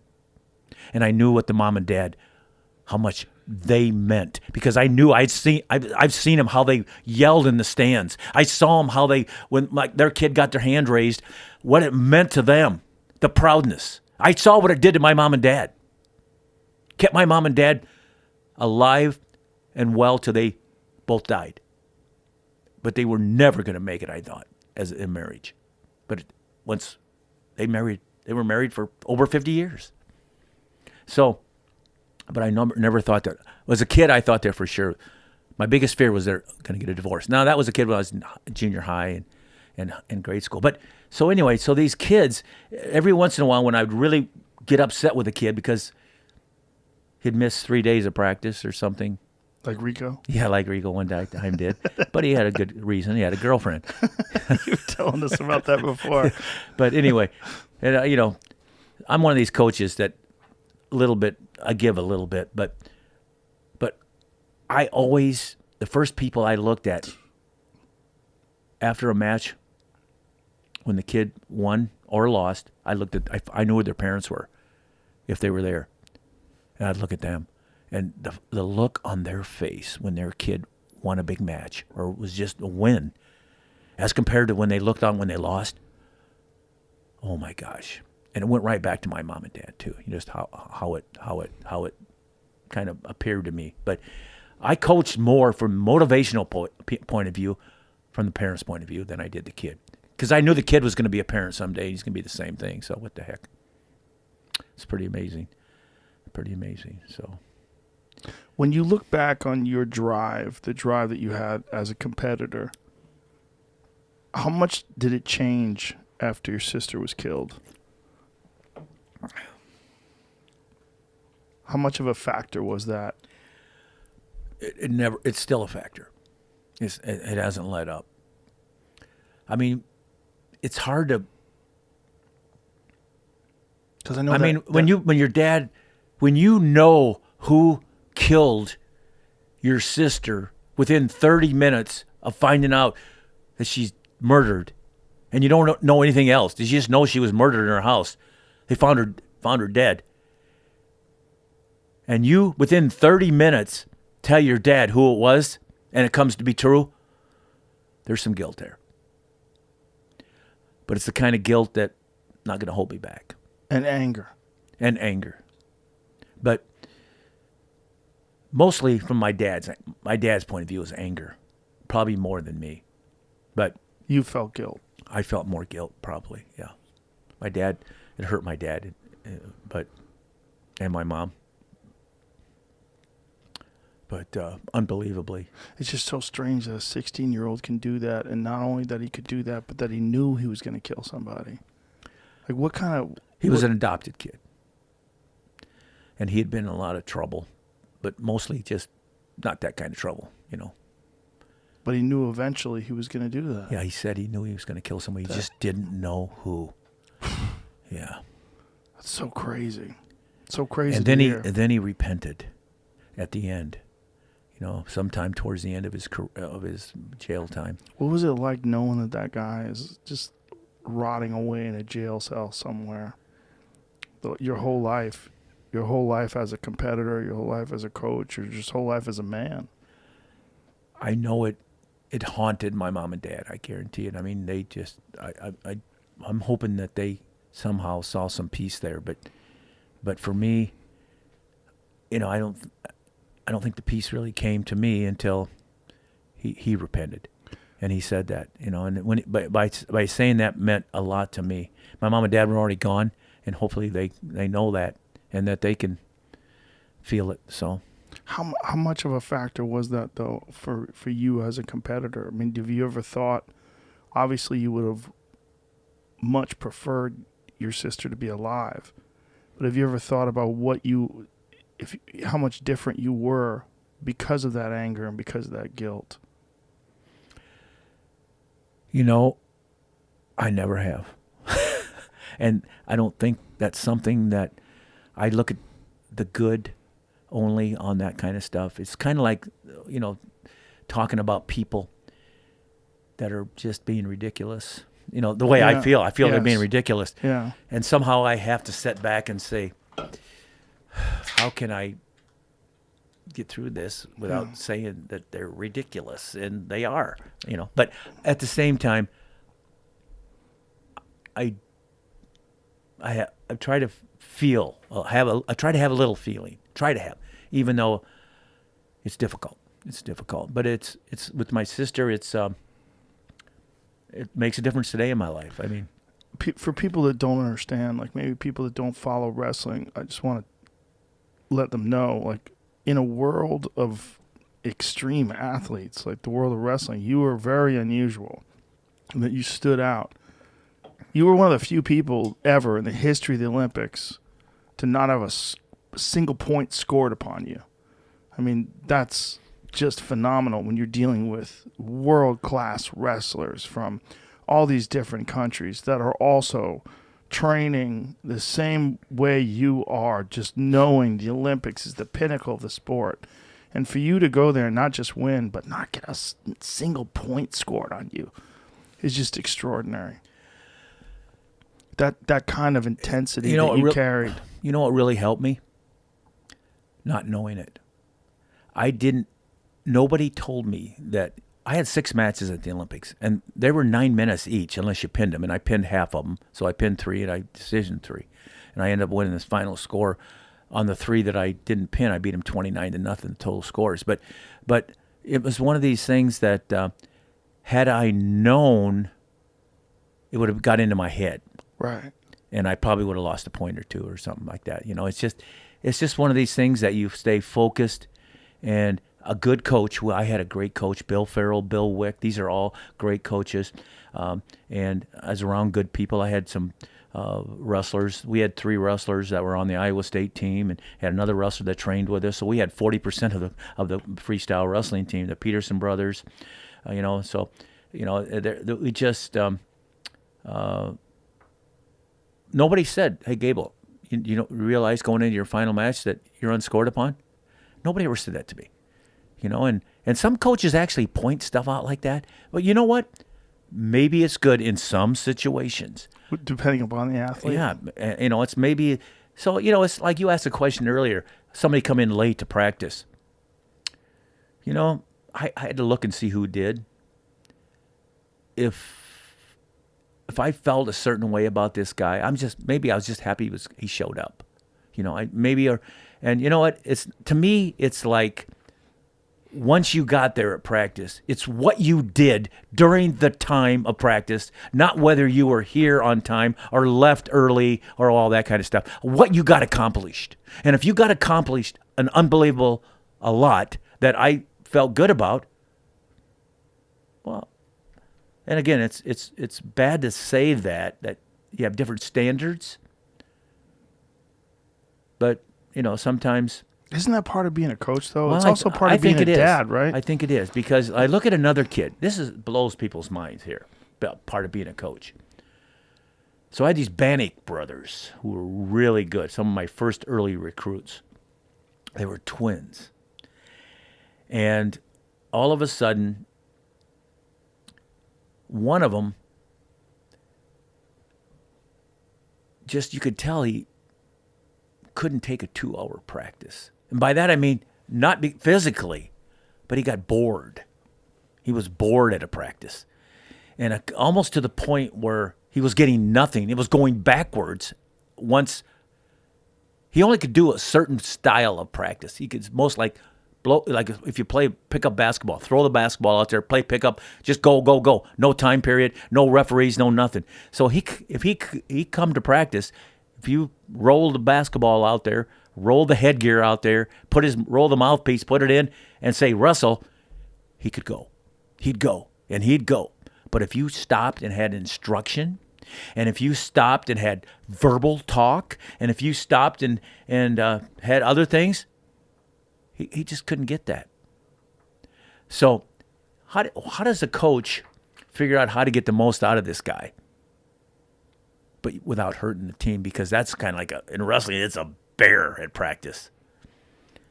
And how do you let one guy have another, do something different than the rest? Well, if you're smart, you get the 29 other guys to agree that this is what should be done. So I'm the 30th guy.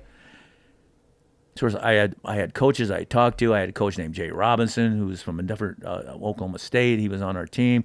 He had a lot of different philosophies. We talked about it, and we decided to do this. Let's talk to the team without Lou there and make sure that they understand where we're thinking. They understand how we think, and then we'll see what the response is. Can we maybe hold him back a little bit from a standpoint of not maybe let him come to all the practice? Because every practice is broke down. Most of them are broke down into certain things. Hard wrestling, conditioning, talk, fire up, stuff you have to work on. And he wasn't good on that listening. He wasn't good on the drilling. He was good on live wrestling. Let's wrestle. And so that was about the last hour. So I talked to the team, talked to coaches, and I talked to the team, and the team listened to what we said. We're not trying to cut corners here, guys. We want to be better as a team. Do you think this wrestler, Lou, would benefit more by not coming to the first part of practice? Because you know him as better than I do, because you're his friends, more than I am even. I said, you think he could just come for that second hour and that he would be good, or if not better? They voted 29-0 that he should only come for the second hour of practice. because he could. That first hour was a waste of time for him, and noticed when he had to come to the first hour, his second hour wasn't as good. We had noticed that, and so they voted. Easy decision. And he, two-time national champ, third place finisher, Olympic champ, 1984. Coach, the team made a good decision. Wow. That's how you make decisions sometimes. You get the team on your side. What was it like for you making that transition from being a competitor to being a coach? Was it difficult or was it natural? Well, I already had a lot of good. As a leader? Yeah, I already had that from the YMCA, from all of my coaches, from all my, even on academics. I wasn't a good student. It took a wrestling coach in an algebra class that was the algebra teacher to get me to become a good student. But, it was one of these things. What was the question again? So what was it like transitioning from being a competitor to being a coach, and whether or not it was easy or difficult? I tell you what, I wasn't going to be as good as I turned out to be, because unless it went the way it did. I spent 4 years as an assistant, 2 years at Iowa State as a grad assistant, and didn't really do anything but train there for the Worlds and Olympics. But then once I got to the University of Iowa, the head coach was Gary Kurtelmeyer. And it was his first year as a head coach, He'd been the assistant. But he hired me as the assistant. But he had been a head coach before in high school. And he had been running Iowa's program, even though he wasn't the head coach. It was the old-timer, Dave McCuskey, who was there, and he was kind of just kind of settling out his years. And so Gary had actually acted as the head coach. So he had a lot of clout, he had a lot of knowledge, and he'd been a head coach. And so he brought me in, and he taught me unbelievable stuff. But here's what's unbelievable about what he taught me right away, and that we started practices, and he let me run a couple practices. So he'd run a couple, then I'd run a couple, then he'd run a couple, then I'd run a couple. 2 weeks after we'd been in the season started, he calls me in because we had the same office. He comes over and he sat down and he goes, Gable, been watching you at practice. You're better in practice than I am with the kids. You're going to run all the practices. You're going to do all the training of the athletes. You're going to do the conversation. You're going to do what you want to do to prepare them because you're better than I am. First year ever as a head coach in college. And he gave me within 2 weeks and I just got there back from the Olympics, and he gave me full-time coaching in the wrestling room. But guess what? And then he goes, but you know what? I've already noticed outside the practice room, you're not quite as good as you are in the practice room. You got to learn to talk a little more. I'm going to send you to the clubs in town, the little places that people meet for lunch. I'm going to send you to all the fraternities and all the sororities and all the dorms. We're going to have speeches. You're going to give speeches to all those kids on campus. He says, and then he says, I'm going to teach you how to recruit. You're going to go with me when we go recruit. I'm going to teach you all these different things. I'm going to teach you how to fundraise. I'm gonna teach you how to talk outside the wrestling room. What all these things that are important. And he says, I'm probably not going to coach too long. I kind of want to move up in administration. So if things go well here for the next 3 or 4 years, I'll probably move up and you can move in if things go well. Well, exactly 4 years, and we went from a team that was top 20, maybe 15 to 20. We went to probably got maybe 7th or 8th the first year. Then we went to 4th or 5th. Then we won the Big Tens, for the first time in a long time. 3rd year, we won the Nationals, too. And then the 4th year, we won the Nationals. Then he got out. He turned it over to me. So, he stayed true to his form. But he was unbelievable. And here's the story. I'm at Iowa State. I'm training for the Olympics. And it's December. Olympics are going to be in the summer. And I'm the defending world champion, and I'm predicted, I'm one of the top 7 favored to win the gold medal in the Olympics for America. And he knows he's moving up to be a head coach, and he put his eyesight on me.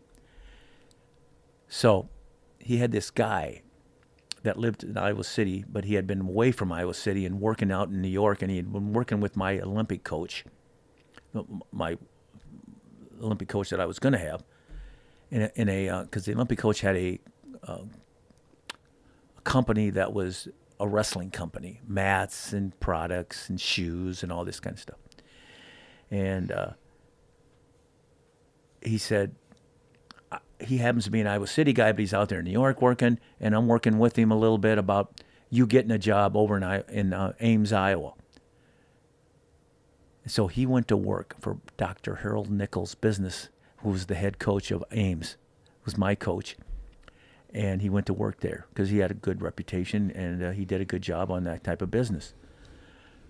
But University of Iowa, Gary Kurtelmeyer sent him over as a spy to follow me, to see what he not just to see how good I was, but mostly to see how they could land me over at the University of Iowa as his assistant. So he was over there the whole time. And, there's all these things that were going on. They were telling me, he come over and he talked to me. And I said, I really didn't want to make a decision now because I want to win the Olympics and all this kind of stuff. I don't want to be bothered by coaching right now. So they said, fine, take your time. So all of a sudden, he's getting reports, though, because this guy comes in and watches practice and so on and so forth. And I don't know this, though, and nobody knows it at Ames. So it's kind of interesting. So they get me to, he's got to report back home. So all of a sudden, he calls me, he says, what do you think? I said, well, you said I didn't have to know until after the Olympics. And he goes, well, just give me an inkling. I said, I really don't know.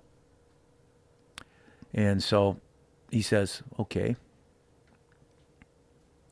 I want to call you back, though, but, go ahead, just whatever you're doing. He waited like 3 days, called me back, and told me to take it or leave it. And I had no idea. I hadn't even thought about it.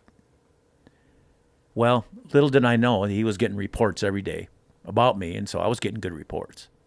But little did I know that this guy was also, and the guy was the head coach, was working with my mom and dad. Oh, no. Not from their point of view, but visits.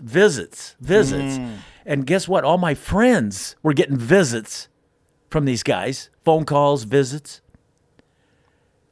They were doing their homework. Because when they called me and said, take it or leave it, I said, I can't tell you. They said, well, you're going to take it or leave it. You have to know by tomorrow. So guess what I do? I call my mom and dad. And I called my dad. I said, Dad, he put this pressure on me. He said, I have to take it by tomorrow. What should I do, Dad? He kind of hesitates, and he goes, take it. I said, take it? Put Mom on the phone. I said, Mom, I'm in this position. And she goes, yeah, I know what it is. I go, you know? She goes, take it. I said, no, I'll call you later. So I call my friends, and they all said, take it. You got to hold everybody. I had no idea what was going on. So the next day I called and took, and next day I had no choice. I hadn't even thought about it. And so I thought I was being an idiot, not taking it because everybody told me to take it. So I took it. And then Coach Nichols found out about it, and he got upset, and he came up because I was visiting home that weekend in Waterloo, Iowa. And so he said, had you signed anything? And I said, no. He said, well, if you haven't signed anything, just turn it down. Well, I had already committed verbally, so I took it. But what I didn't realize is, and I said, I'll be back. I'll be back next year. There's no way I'm going to stay over there.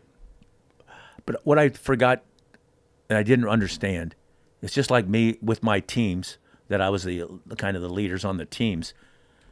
Really liked the kids on the teams, and I had an effect on them. They had an effect on me. They helped me out. They helped me learn how to drink beer, maybe.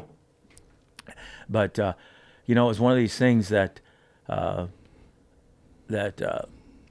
once you realize something and you don't really know what to do, you just kind of go for help again.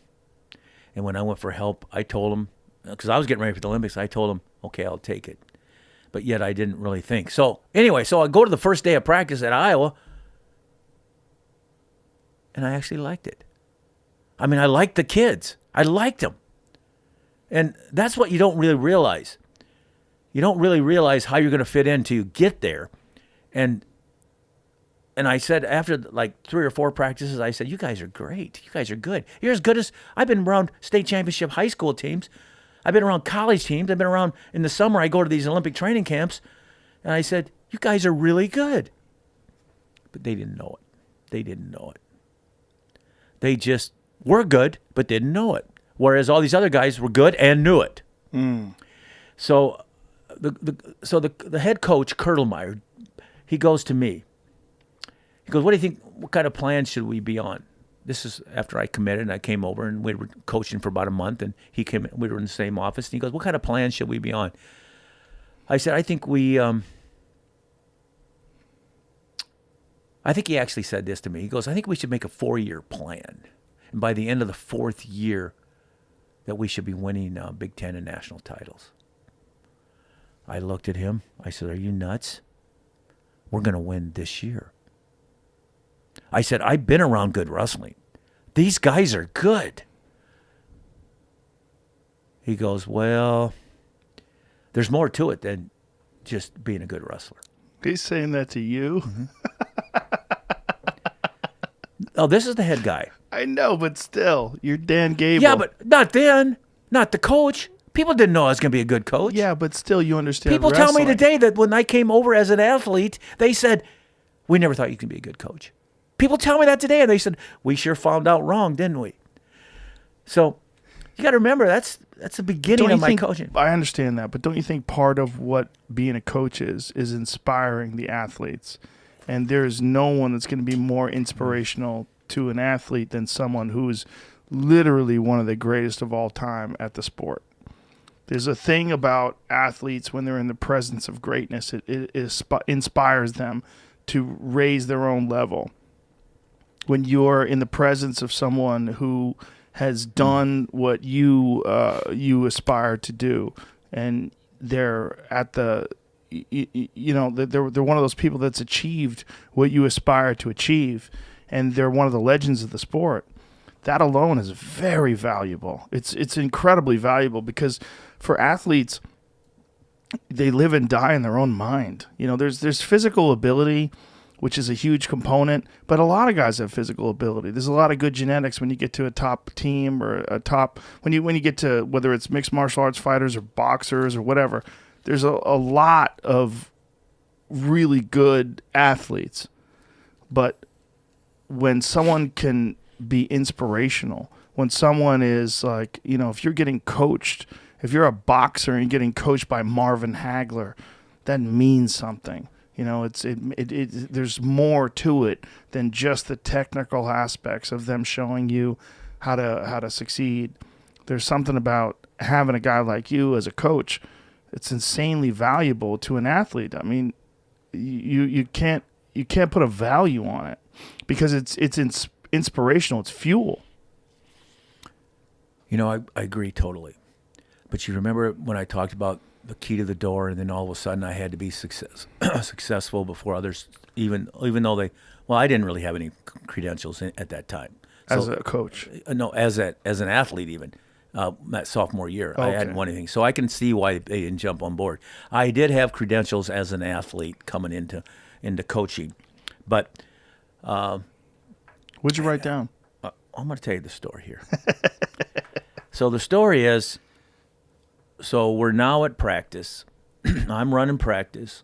Kurtelmeyer's in there with me. He's running practice with me. But he's the head, but he's being my assistant in the room. And we're only there for we've only been there for a week or two.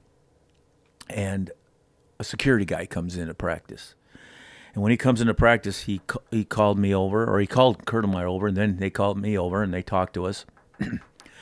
And he said that there's been a gas leak in a pipe in the building.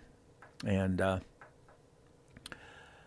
we are going around telling everybody this that's here working out, that they have the right to know this and that they can leave or should leave if they want to. And I said, well, I look at Gary and I said, we better get the heck out of here because we don't want to get blown up or anything, you know. Gas leak. I said, is it really dangerous? He goes, no danger. We've already fixed the problem. It was just a leak. We had a valve. We shut it off. It's okay, but they're making us do this. So you got your choice. Stay or go. And I looked at Kurt and I said, we're not going. We're staying. But you still got to ask. You got to tell your athletes they can go if they want. I said, no, they won't leave. Kurtemeyer looked at me like funny because he'd been around. He'd know the guys. But we had recruited 8 new athletes. But they were recruited with me as the assistant and me in the conversation. So we went, pulled the team apart, and said, guys, here's the situation. Now, we've been only in 2 or 3 weeks into practice. Gas leak, we don't have the right to keep you here if you want to leave. No danger. Security guy, no danger, right? No danger, coaches. But we can tell you that if they want to leave, they can leave. I said, okay. Okay, guys, nobody's going to leave, right? The only 8 athletes left were the freshmen that we had recruited. The other 24 got up, walked, and I yelled, guys, where are you going? Coach, we get a chance to get out of practice. Oh, no. See, that's what I was dealing with that I didn't understand as a coach. Never in my life had I been around not non-championship teams. Whether it be high school or college or the Olympic type stage. So this was new to me. And Kurtemeyer looked at me like it was a teaching moment for me. It was a teaching moment. And it was kind of like those guys that didn't show up until I proved that I won. So once we started winning a little bit more, once some of these freshmen started making varsity and all that kind of stuff, these guys, they would have stayed. Some of them. Not all of them. And it's a process. And the Kurtemeyer goes to me, the coach. He says, Gable, we're on a 4-year plan to win the Nationals. And I looked at him and I said, we'll win it this year. And he said, I think you better, that's a great goal, but it's going to take a while. So first year we had 1 champ, and we hadn't had a champ for a while. But we didn't win. We got 5th, I think. Do you think the issue was the fact that these athletes that had already been there had been accustomed to a lower level Absolutely. of training? Absolutely. Yeah. Yeah. And they really hadn't had the success. And and wrestling practice is hard. I'm going to tell you something about jiu-jitsu. There's one team, the Henzo Gracie team out of New York City, that is they dominate. In particular, the guys that are coached by this guy named John Donaher. And they were in town this past weekend for a jiu-jitsu match. There's a guy named Gordon Ryan. He's the pound-for-pound greatest of all time. He has a hard time finding matches because not only does he submit people, but he made a. Let me show you something. He was competing against this guy named Wagner Hocha, and Wagner is a top-level jiu-jitsu guy. He's a little smaller than Gordon, but he's still a top-level guy. He's an elite Brazilian jiu-jitsu black belt. And Gordon is competing against him and puts in an envelope how he's going to beat him. And he gives it to the commentators before the match. And he says, open this after the match. And then he puts a triangle. And he says, who's next? And he taps him with a triangle in the match. I was there. It was amazing. He just completely dominated him, brutalized him, waited for his time, and then tapped him with a triangle. Afterwards, I take John Donaher and Craig Jones and Lex Friedman. You know Lex. Mm-hmm. We all go out to dinner. And we talk, And I said to John Donaher, we were talking about how they train and what they do. And he was telling me about athletes that come and train with them. And they go through one brutal training session. And he says, I'll see you tomorrow. And he goes, you guys train like this 2 days in a row? And he goes, yeah, 2 days in a row. And he goes, so some of them come the next day and some of them don't. And the ones that come the next day, he goes, okay, I'll see you tomorrow. And he goes, you guys train like this 3 days in a row? And he goes, we train like this 7 days in a row. I go, you train 7 days in a row? And he goes, 7 days in a row. I go, you don't believe in rest days? And he goes, no. He goes, if you're really tired, train light. You have an active recovery. This team is dominating jiu-jitsu. When I say dominating, I mean, it's an understatement. Guys are living in Puerto Rico right now to train with these guys because they left New York City, Dan, because New York City has these draconian lockdown laws that are similar to Los Angeles where they shut down all the jiu-jitsu gyms. They shut down everything. They shut down restaurants, comedy clubs, and so people are trying to scramble and figure out how to survive.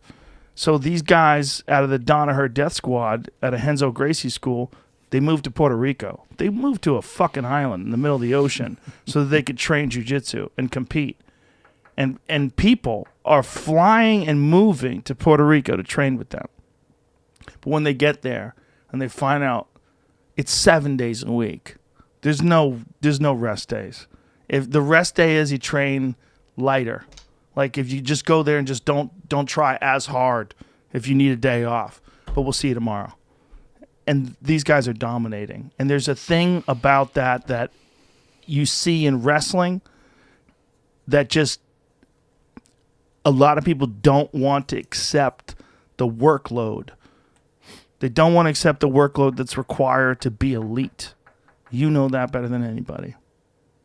Well said, actually, because, I'm an everyday guy. Every day. I don't miss a day. 7 days a week. 7 days a week.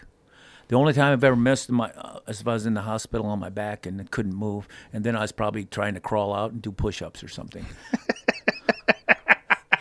If I had my hips getting replaced or something, I'd have a rope where I'd pull myself up or something. And this day to this day, you still do that? I have 7 days a week. But here's the thing: I'm the master in recovery.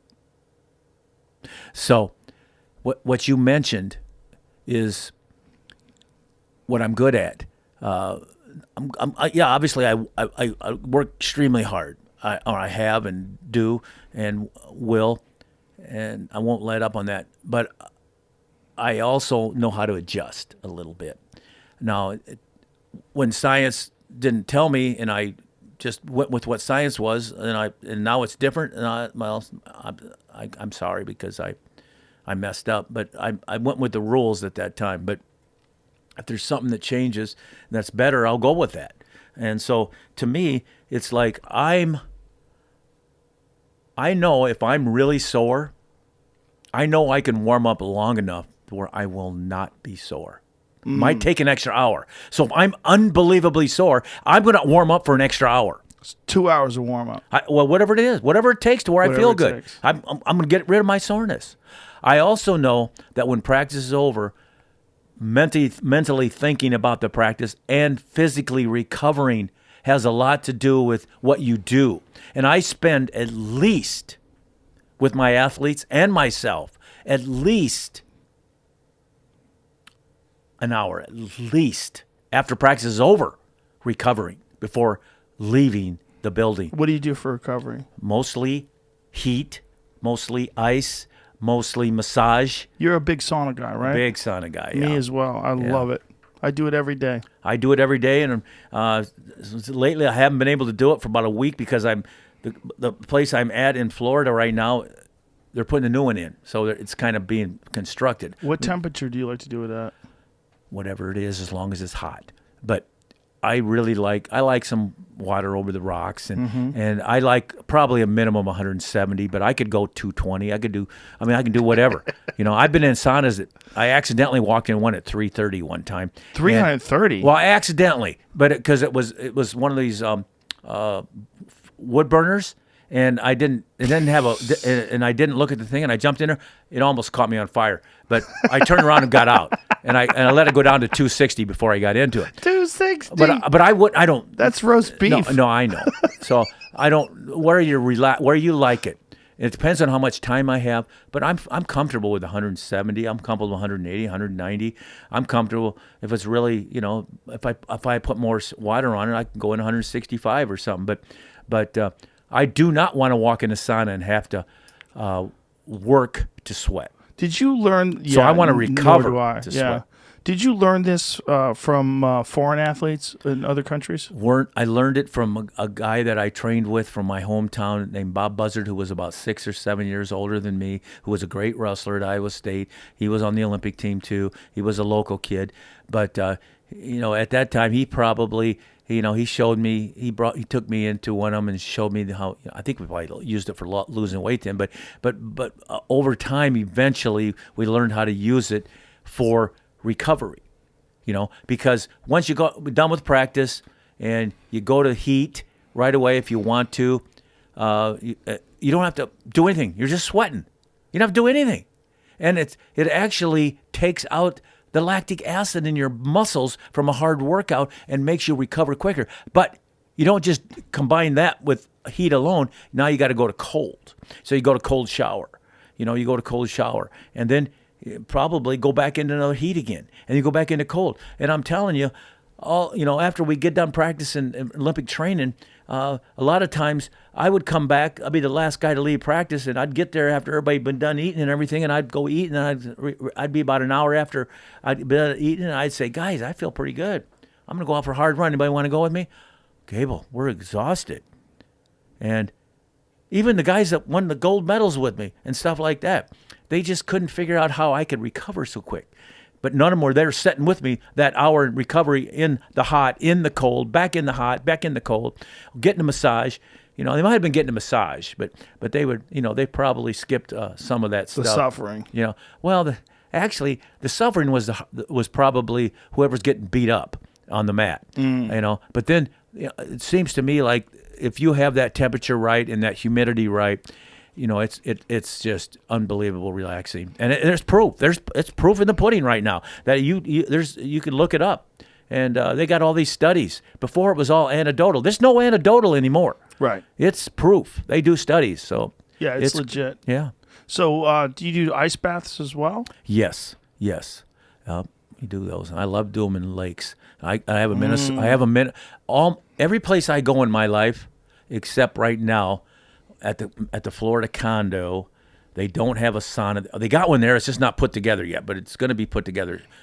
But every place I go, I have an Airdyne. That's a bike that it's good. And because my joints it's too hard to run. I do more damage. Just you got to be smart, as you're getting older. And I got a workout room, and I usually always have saunas. I got a fishing cabin up in northeast Iowa. I got a sauna, a wood-burning sauna right on the river. And I got an Airdyne there, and I got weights. And I got a chin bar. So I go to I go to Minnesota cabin. I got a little garage by the lake that's got a Airdyne. It's got a set of weights. I got a big lake there to jump in. I got a hot sauna right on the lake, wood burner. I don't go anywhere without it. I do a lot of homework before I travel. I do have a swimming pool here. Swam this morning. I'm going to work out when I leave here. I'd love to jump in a hot sauna or steam, but they don't have one because it's shut down right now on just these 2 days. But I already checked it out. But I can handle it. I'll just, do a little more working. But every day? Every day. 7 days a week? 7 days a week. What do you think about people that don't think you should do that?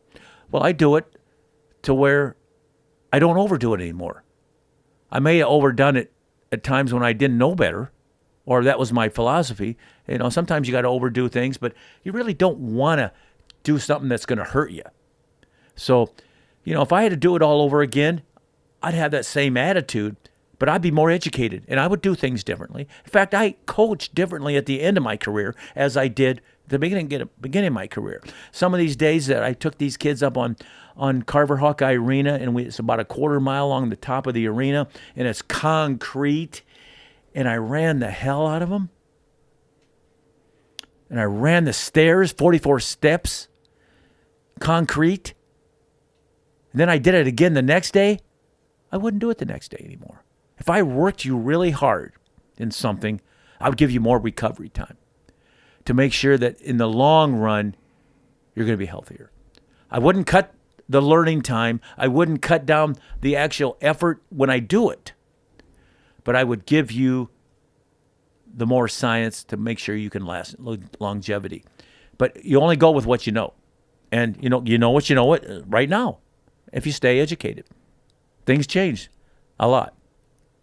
I'd be a lot healthier now with my knees if the doctors didn't take all the cartilage out of my knees, because one year they said there was no function in cartilage.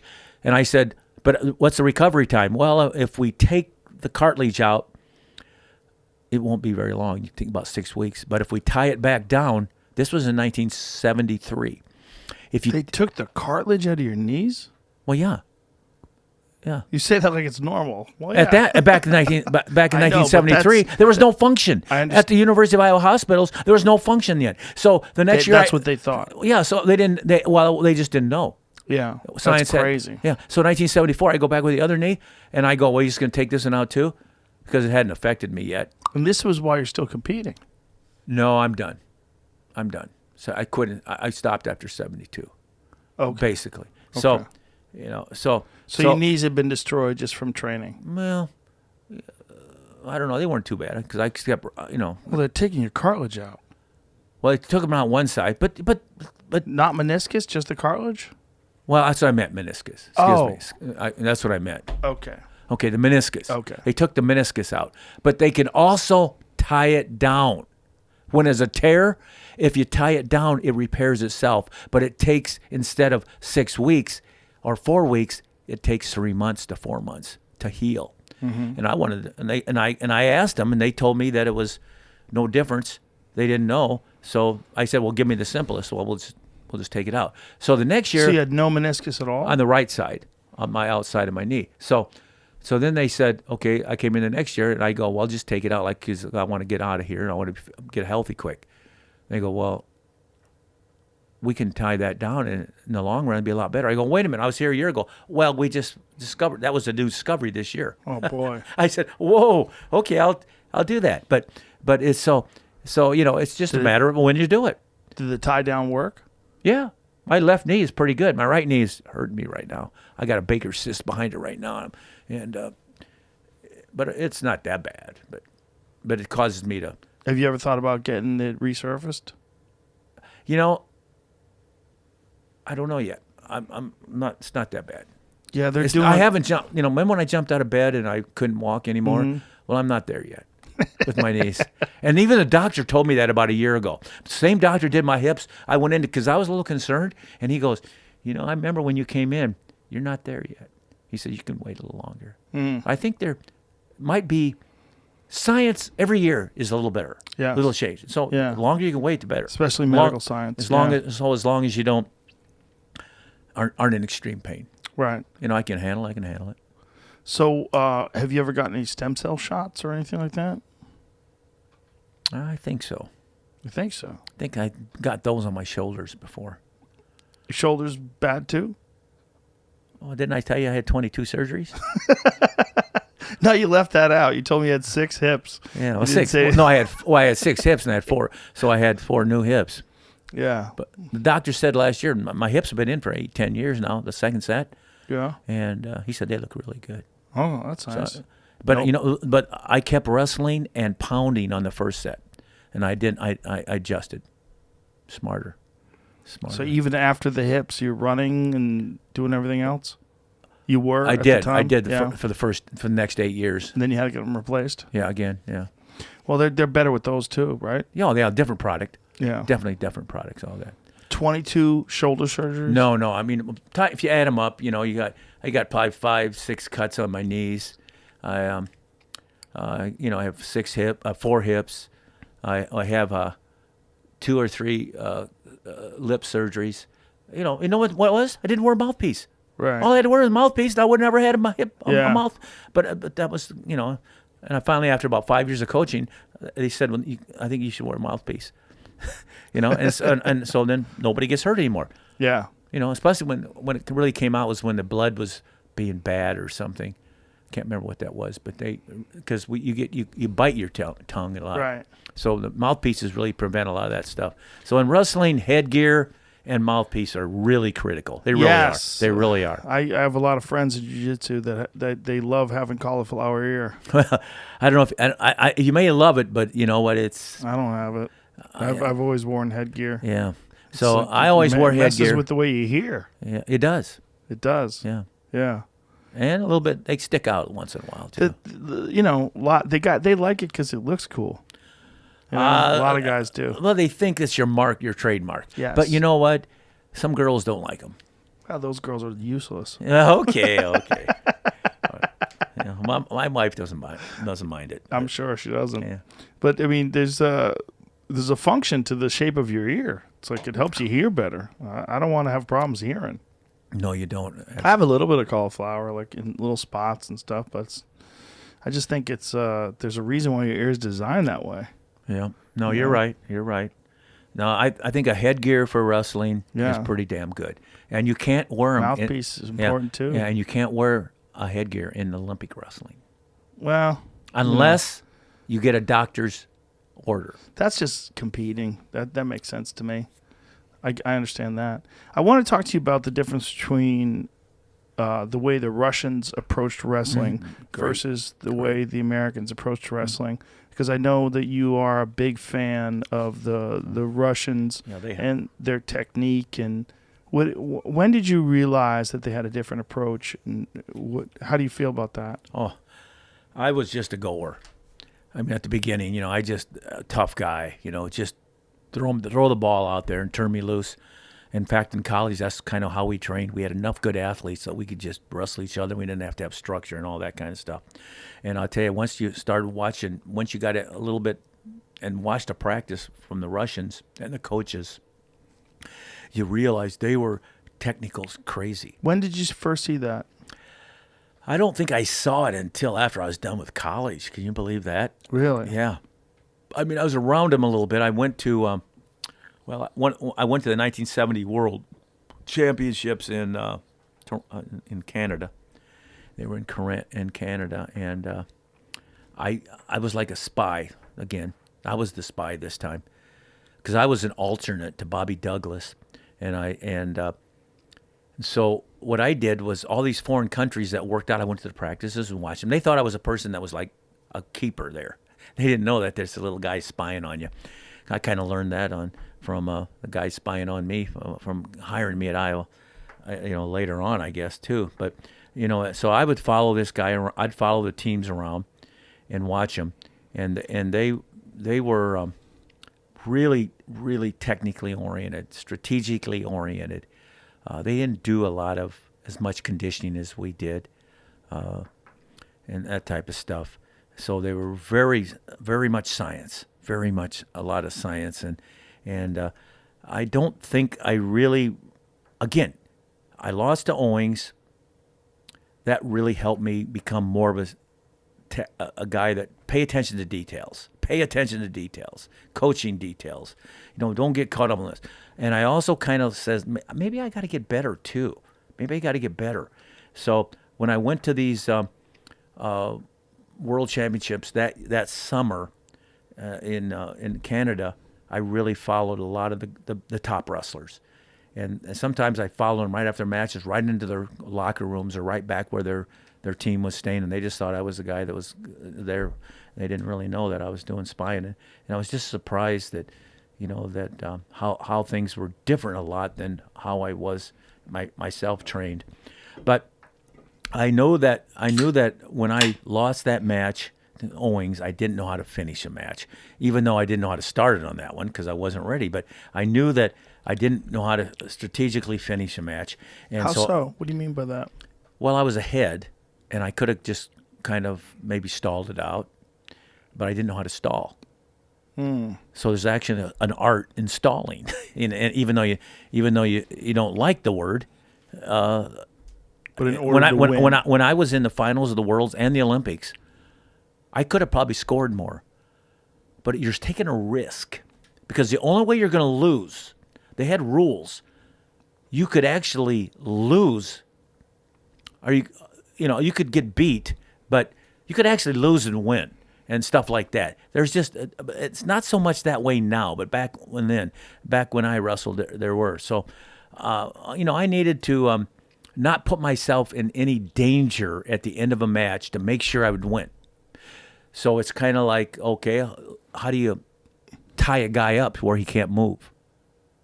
You don't necessarily have to shoot underneath him. You don't have to do holds on him. You don't have to risk for scoring, but you got to tie him up.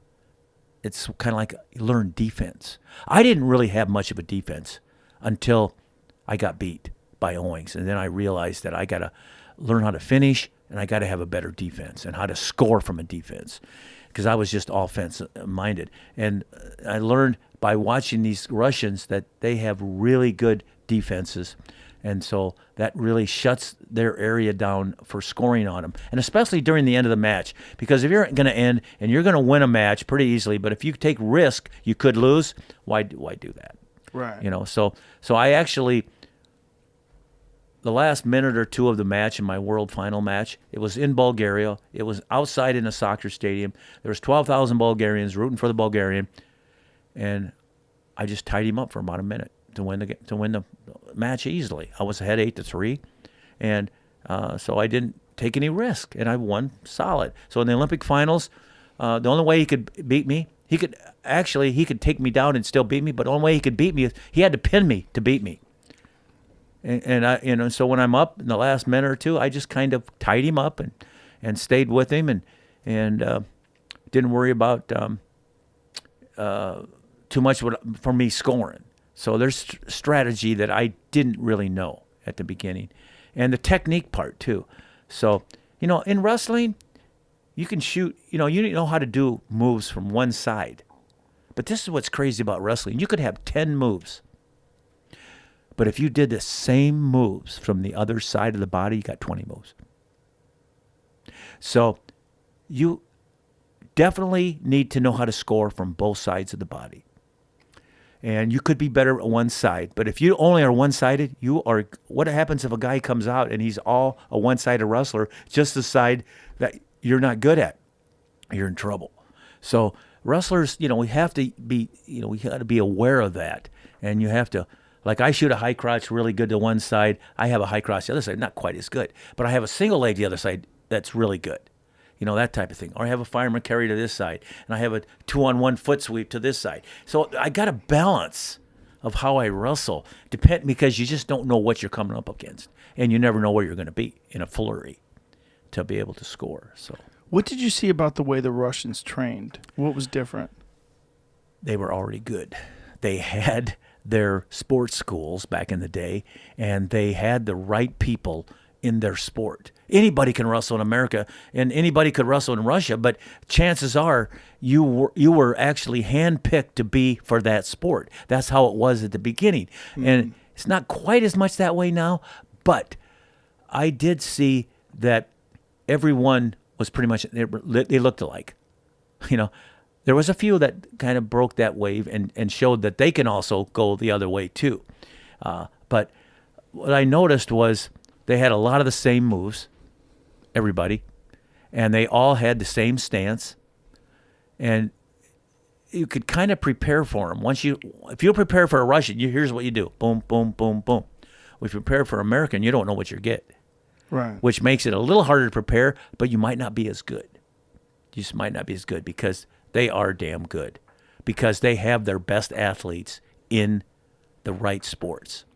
And sometimes we don't have that. We sometimes just chose to be honest with you, wrestling was my best sport. Even though I did other sports till 10th grade. I did swimming until 7th grade.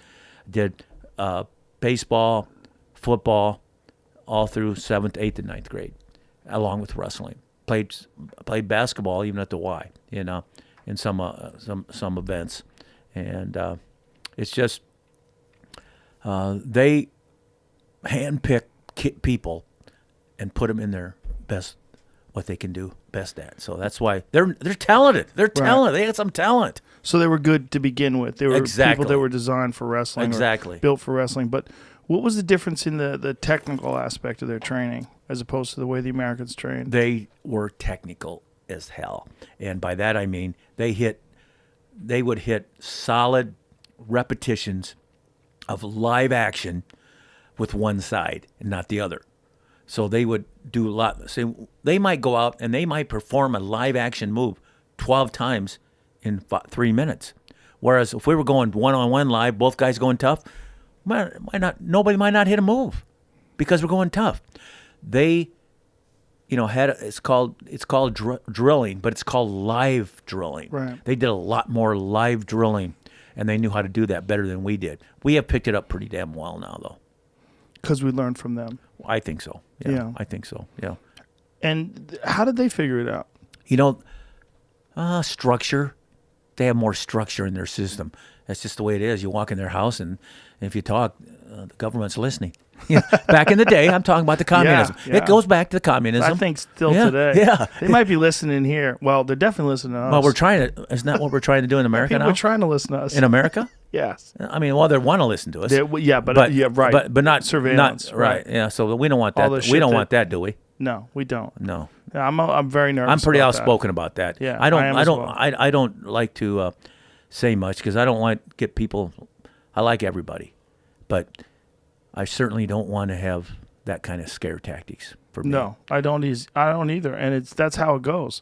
As soon as you start listening to people, then it becomes an incentive not to talk, or you get punished for saying the wrong things, and then next thing you know, we're living in fucking China. It's a slippery slope. It's real. And the government is supposed to work for the people. We're not supposed to work for them. They're not supposed to be our dominators. I just did a thing on this week with the government because in 1972 we had the Munich attack. The Arabs and Israelis, and so they killed a bunch of people. And they had no security at the Olympics, but then it opened the door for security. And we continued the Olympics, though. I was already done. But we continued the Olympics and it finished them off. But then in 1980, we boycotted to go into Russia. The 1980 Olympics were in Moscow, and the 1980 U.S. team did not go to the Olympics. None of us. And because we wanted them to get the hell out of Afghanistan. So the government used us sporting people as pawns a little bit. So then in 1984, we hosted the Olympics. I was the coach. I was the coach in 82, but I didn't get to go. So, and I had a hell of a team that we were going to go over there and rush and win. But in 1984, they didn't come, and 12 other countries didn't come, up, mostly all communists. And so, you know what? What good did that do? And this week I just did an editorial. I did a column, and told them it really didn't do any good because we're thinking about boycotting China. Now, everybody's got their opinion, but I think it showed from 80 and 84 what good did it do? I think we can do good, and so even though, and the only sentence that I said that really said that I wasn't just sports crazy was I said, if safety is of concern, then we don't go. But I mean, I said real safety. That's the word I used, real safety, not just presumed, because we've already shown it before. It was more of a pawn that you could use it as a tool, try to get your way in the government. Yeah. And so I said that. Well, it came out about a week ago and it made some pretty good news, but they took that sentence out about safety. Can you believe it? So why'd they do that? That was the most important word that the sentence I had. I kind of hid it in there and I figured so it wouldn't be a big deal. But they took that sentence out. Do you have a social media account? My daughters do it for me. I don't pay attention to it. Well, that's the beautiful thing about social media is that you could put something like that on Instagram, and they couldn't take it down. They wouldn't have any say in it. Yeah, I'll probably have to do that because I haven't you'll had the have to do reaction that. yet. I haven't had the reaction yet. Yeah, you'll have to do that. Yeah. You can't trust those people. They, you have to be able to express yourself 100% unfiltered. They can disagree with you or agree with you. That's fine, but they can't change your words. If they change your words, we got a real problem. Yeah. Yeah. So anyway, that's fine. Did you ever see the documentary Icarus? No, I haven't. It's a really interesting documentary by this guy named Brian Fogel, and it's all about what happened was it was a very fortunate documentary in that he was making a documentary about one thing and it became about a different thing. He was making a documentary about a bike race. He was doing a bicycle race, and he was going to do it clean one year, and then he was going to get doped up on performance-enhancing drugs and do it the second year and see what the difference is. And he hired Gregory Rodchenkov, who was the head of Russian anti-doping at the time. And he was explaining to him what he was going to have to take and how to take it, this and that, along the way while they were doing this. So he filmed the first race, and then in the year leading up to the second race, the Sochi Olympic scandal happened. And Gregory Rodchenkov was a part of that, where he explained he had to leave the country. He escaped and came to America because he was being implicated in this whole scandal where they were taking the urine from the athletes. They were opening up the supposedly there was some container that couldn't be opened, but the Russians had figured out how to open it. They would take out the dirty urine and replace it with clean urine. So they doped up their entire team. And Gregory was explaining how they doped up the entire team, everyone except the figure skaters. They found that the figure skaters, when they doped up them, the fine motor skills, there was no benefit, and the females became too manly. But it's a fascinating documentary where it shows you the lengths that some countries will go to cheat. It's crazy. No, it's unbelievable. And I think it had, it goes back to that government control, a lot too. I think, just for sure. The coming, it's just because they're a tool. The athletes are a tool. They felt that sport shows your power. Yes. And that's the power of the country. Yes. Just how dominant you are. And so that it's crazy. So in fact, there was a movie that I was just in by chance about a little over a year ago. It's called The Last Champion. And it's by Glenn Withrow. Is it a film or a documentary? No, it's a film. It's an actual film, and it just got kind of, but it went. It's been on Google. It's been around, but it's a little bit. It's got a little bit of a. It's about a guy that was a champion wrestler, and they brought me in at the end just because somebody looked at the wrestling and they said it wasn't very good. And so they just said, "Can you come in and look and see what we can do to help the wrestling part of it?" So I flew out to, I don't remember where I flew out to, but I think it was Dallas actually. Actually, I flew into Dallas. And they shot it there, and at a high school or an auditorium. And I watched the wrestling, and it needed cleaned up, and so we cleaned up the wrestling. But then the guy, when I was there, he said, "Why don't we make this guy, because he got kicked out of the Olympics after he won them because steroids in America. And why don't we make him one of your kids, and you're doing the announcing, and you guys will meet again." And so it's a redemption story, and it's really good actually, and it's been out for, and a lot of people have really liked it, and he's in negotiation now to have overseas rights and all that kind of stuff. Glenn Withrow is, I think, has I got The Last Champion up there? Yes. Yeah, that's the name of the movie, but it's about exactly that. And how a guy comes home, a small little town in the United States, and I'm not sure, it's on the Pacific coast somewhere, like maybe Washington, I think it was, where he came home, and the town hadn't seen him for years because his mom died, so he come back to sell her house, and when he comes back to sell her house, believe it or not, the wrestling coach dies, and they want him to stay and to be the coach. So he actually stays and be the coach, and it gets into conflicts, and all of a sudden he comes through with this conflict, and makes it right. But it's a really a good movie, and it's about exactly that. It's just because in our sport or any sport, there's this book out, and I couldn't, I don't know what the name of the book was, but it said like overseas in these places, like, because it takes you out of poverty, it takes you out of being nothing to somebody. They say that, like, give me whatever, and the statistics were like unbelievable, that how many people would say they would take a pill that would win them the right to win a gold medal in the Olympics, but yet within a year after you won those gold medal, you died. And they had a statistical thing on it, and it was like most people would still take the damn pill. Wow. But I think it's where you actually took the poll at. It was this poll in this area of the world that probably needs help.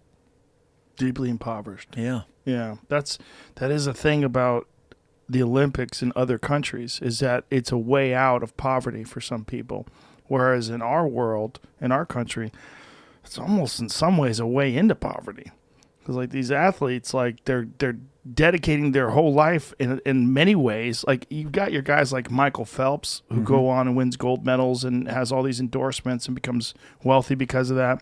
But how many athletes don't? Right. I mean, they dedicate this enormous amount of time to a sport, and it doesn't pay off for them financially at all. But yet the Olympics reaps incredible rewards for it. They make billions of dollars every time the Olympics rolls around. The networks, these different countries, the windfall is incredible, but not for the athletes. It's a weird scam in a lot of ways, because it's an amateur sport, and it is an amateur sport, but only for the people that are the most important, for the athletes. It's not amateur for the networks. It's professional.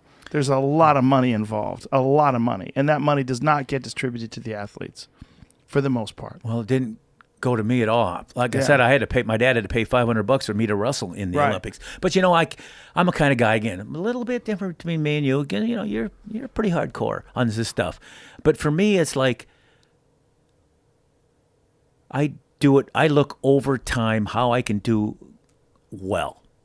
And so, it's like I've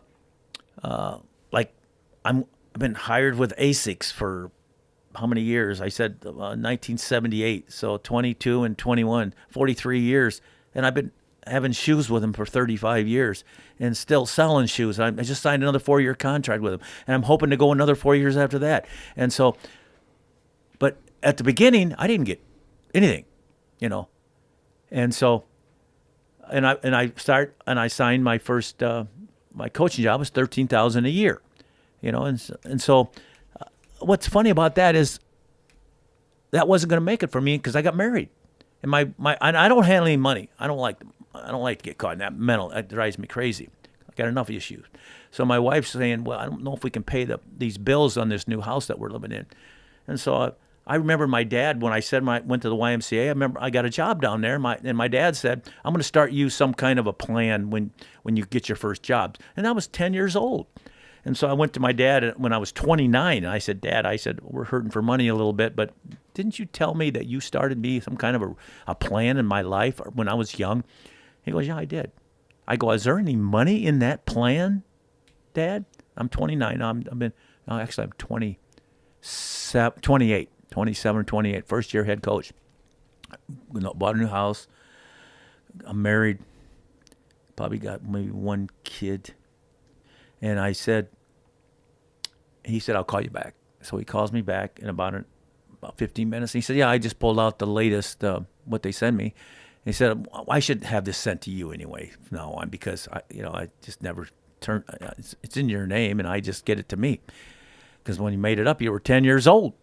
All they did was start taking money out of your payment checks from the YMCA. Then you went to work for me, and then you went to work for Martin's and Construction. Then went to work for Wheeler Lumber Company, and all those years. And then you went to work for the University of Iowa, or Iowa State as a graduate assistant. Then you went to work for the University of Iowa, and so I said, well, is there any money in it?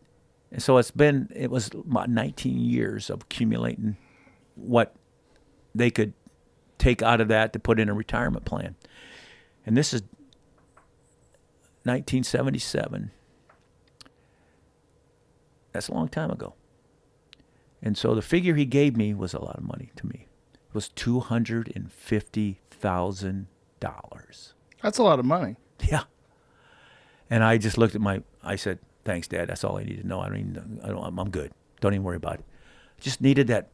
I could get by with what was going to happen, but I knew I had this money. But again, my dad, he helped me, and that's what is so important and so valuable for me, is that I had so many good things that happened to me, even though you can't say a murder is a good thing, but you turn them into somehow, not good things, but for betterment. You turn that guilt and that anger into something amazing. Yeah. So, it's just like right now, it's over all these years. I've been working for ASICS for, I got a beer. We're drinking beer called Gable. It's, I got a nutrition gold.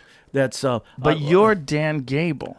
This is there's so but I many didn't get other this, athletes. I understand. I didn't get the money from I get it. But I had to go out. I get it. You got the endorsements. But You after got all the 35 things years afterwards. of winning, you Yes. can do some of these things. Yes, you can. Got the shoes. You got, Yeah. You can. Yes. Yeah, exactly. What drives me crazy is that the networks are making so much money. No, I agree totally. It drives me nuts because I think it's a wild scam that the athletes aren't compensated and insane amounts of money are being generated by them competing. And I get there's a purity. Well, it's heading more that way. Because of people like you, though. I hope so. No, I'm honest. Because you're talking one way, and a lot of people are listening, and a lot of people hear, and some people aren't educated on this stuff. It's just not fair. That's the problem. It's not just that the athletes don't deserve the endorsements. They do deserve the endorsements and more. They deserve the endorsements if they win. They deserve the endorsements if they become someone like Dan Gable. But the problem is the networks are making all the fucking money while these people are giving their life to compete.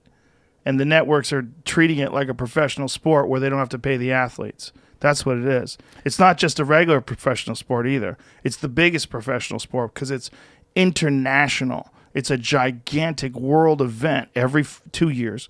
Every 2 years where they have the Olympic Games, it's a gigantic world event. And the people that make the most money, the people that broadcast it on television, not the actual athletes.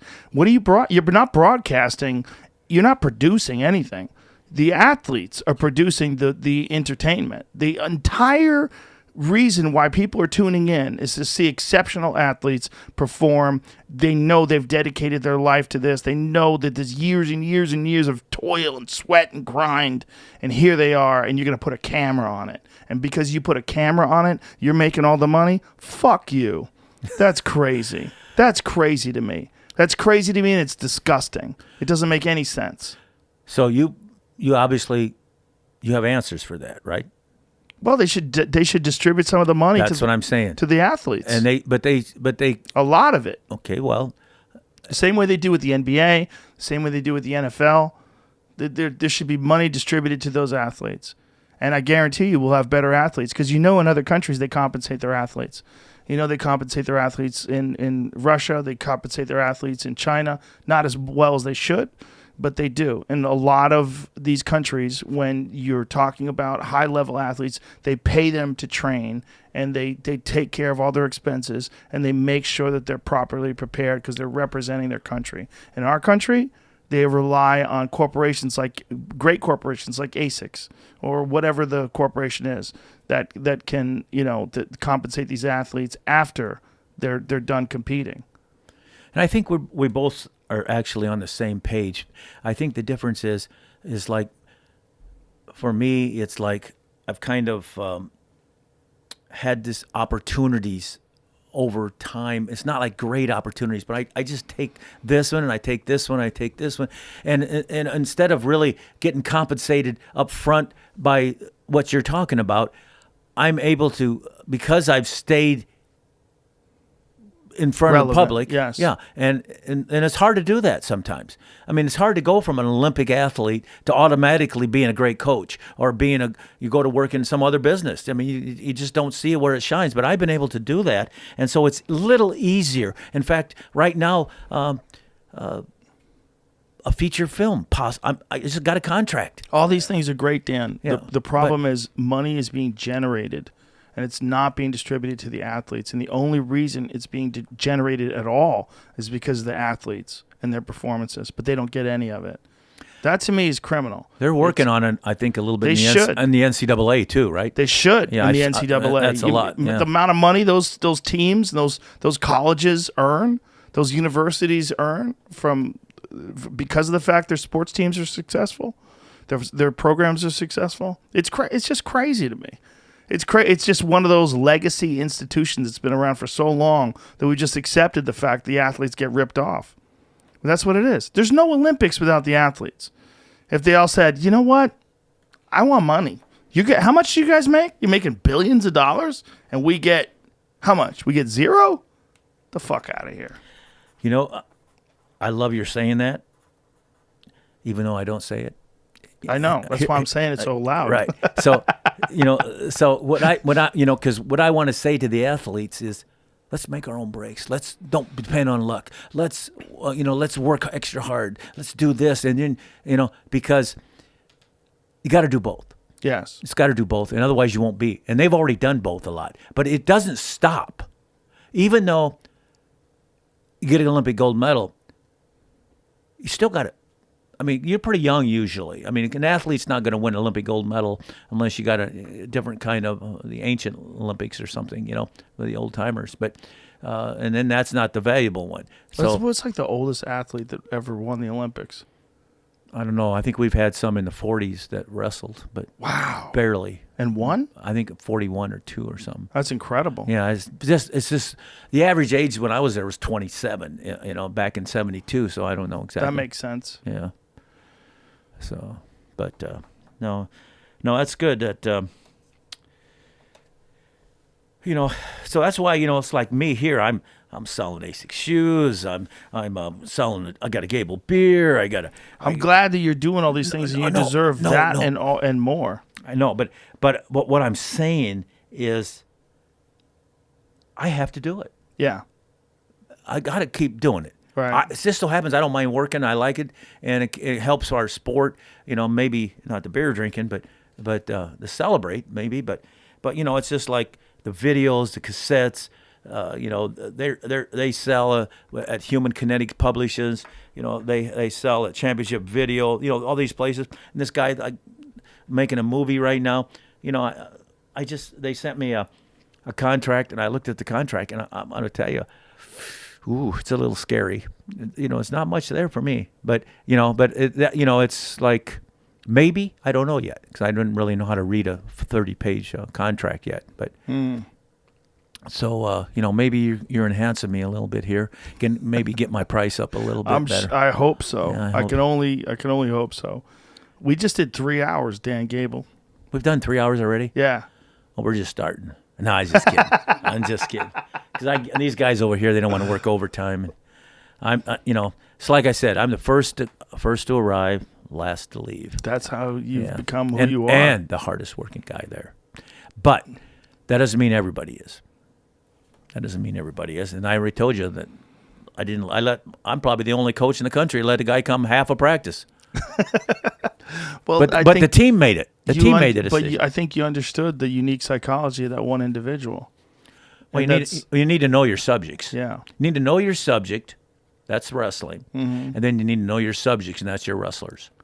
And obviously, you do a good job and a great job with your experience here. I don't know if you call it a podcast or not. Yeah, that's what we call it. But you do a lot of work, and you've worked your way here, and so that's how people are. I'm amazed that all these people that are listening, will listen to this. I'm amazed too.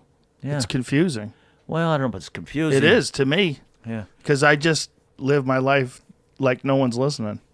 I mean, I know they are, so I do my best, but I just sort of show up and just keep living. But you're like good. a normal person. But you're good at it. You know. I mean, you didn't have notes. I had notes.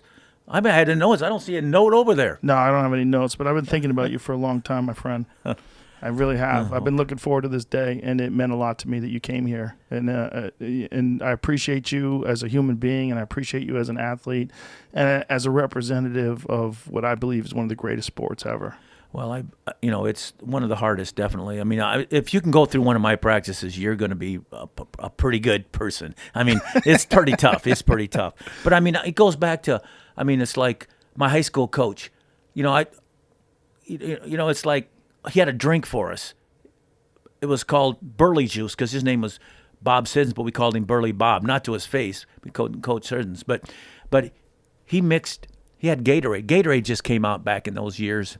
And it was a powder form then, but it wasn't that good yet, and so we didn't really like drinking it.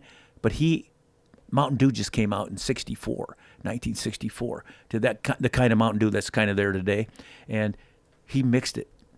He'd make his Gatorade, and then he'd put a can of Mountain Dew in there, and wow, did it taste good. Of course, he didn't know we were slipping a couple other cans of Mountain Dew in it when he wasn't looking, so it was a little bit more Mountain Dew, but it's just one of these things that you learn over the years. And, I've been strict as hell at times. By that, I mean, I wouldn't drink a pop. I wouldn't drink a soda. I would only eat perfect at the beginning of my career.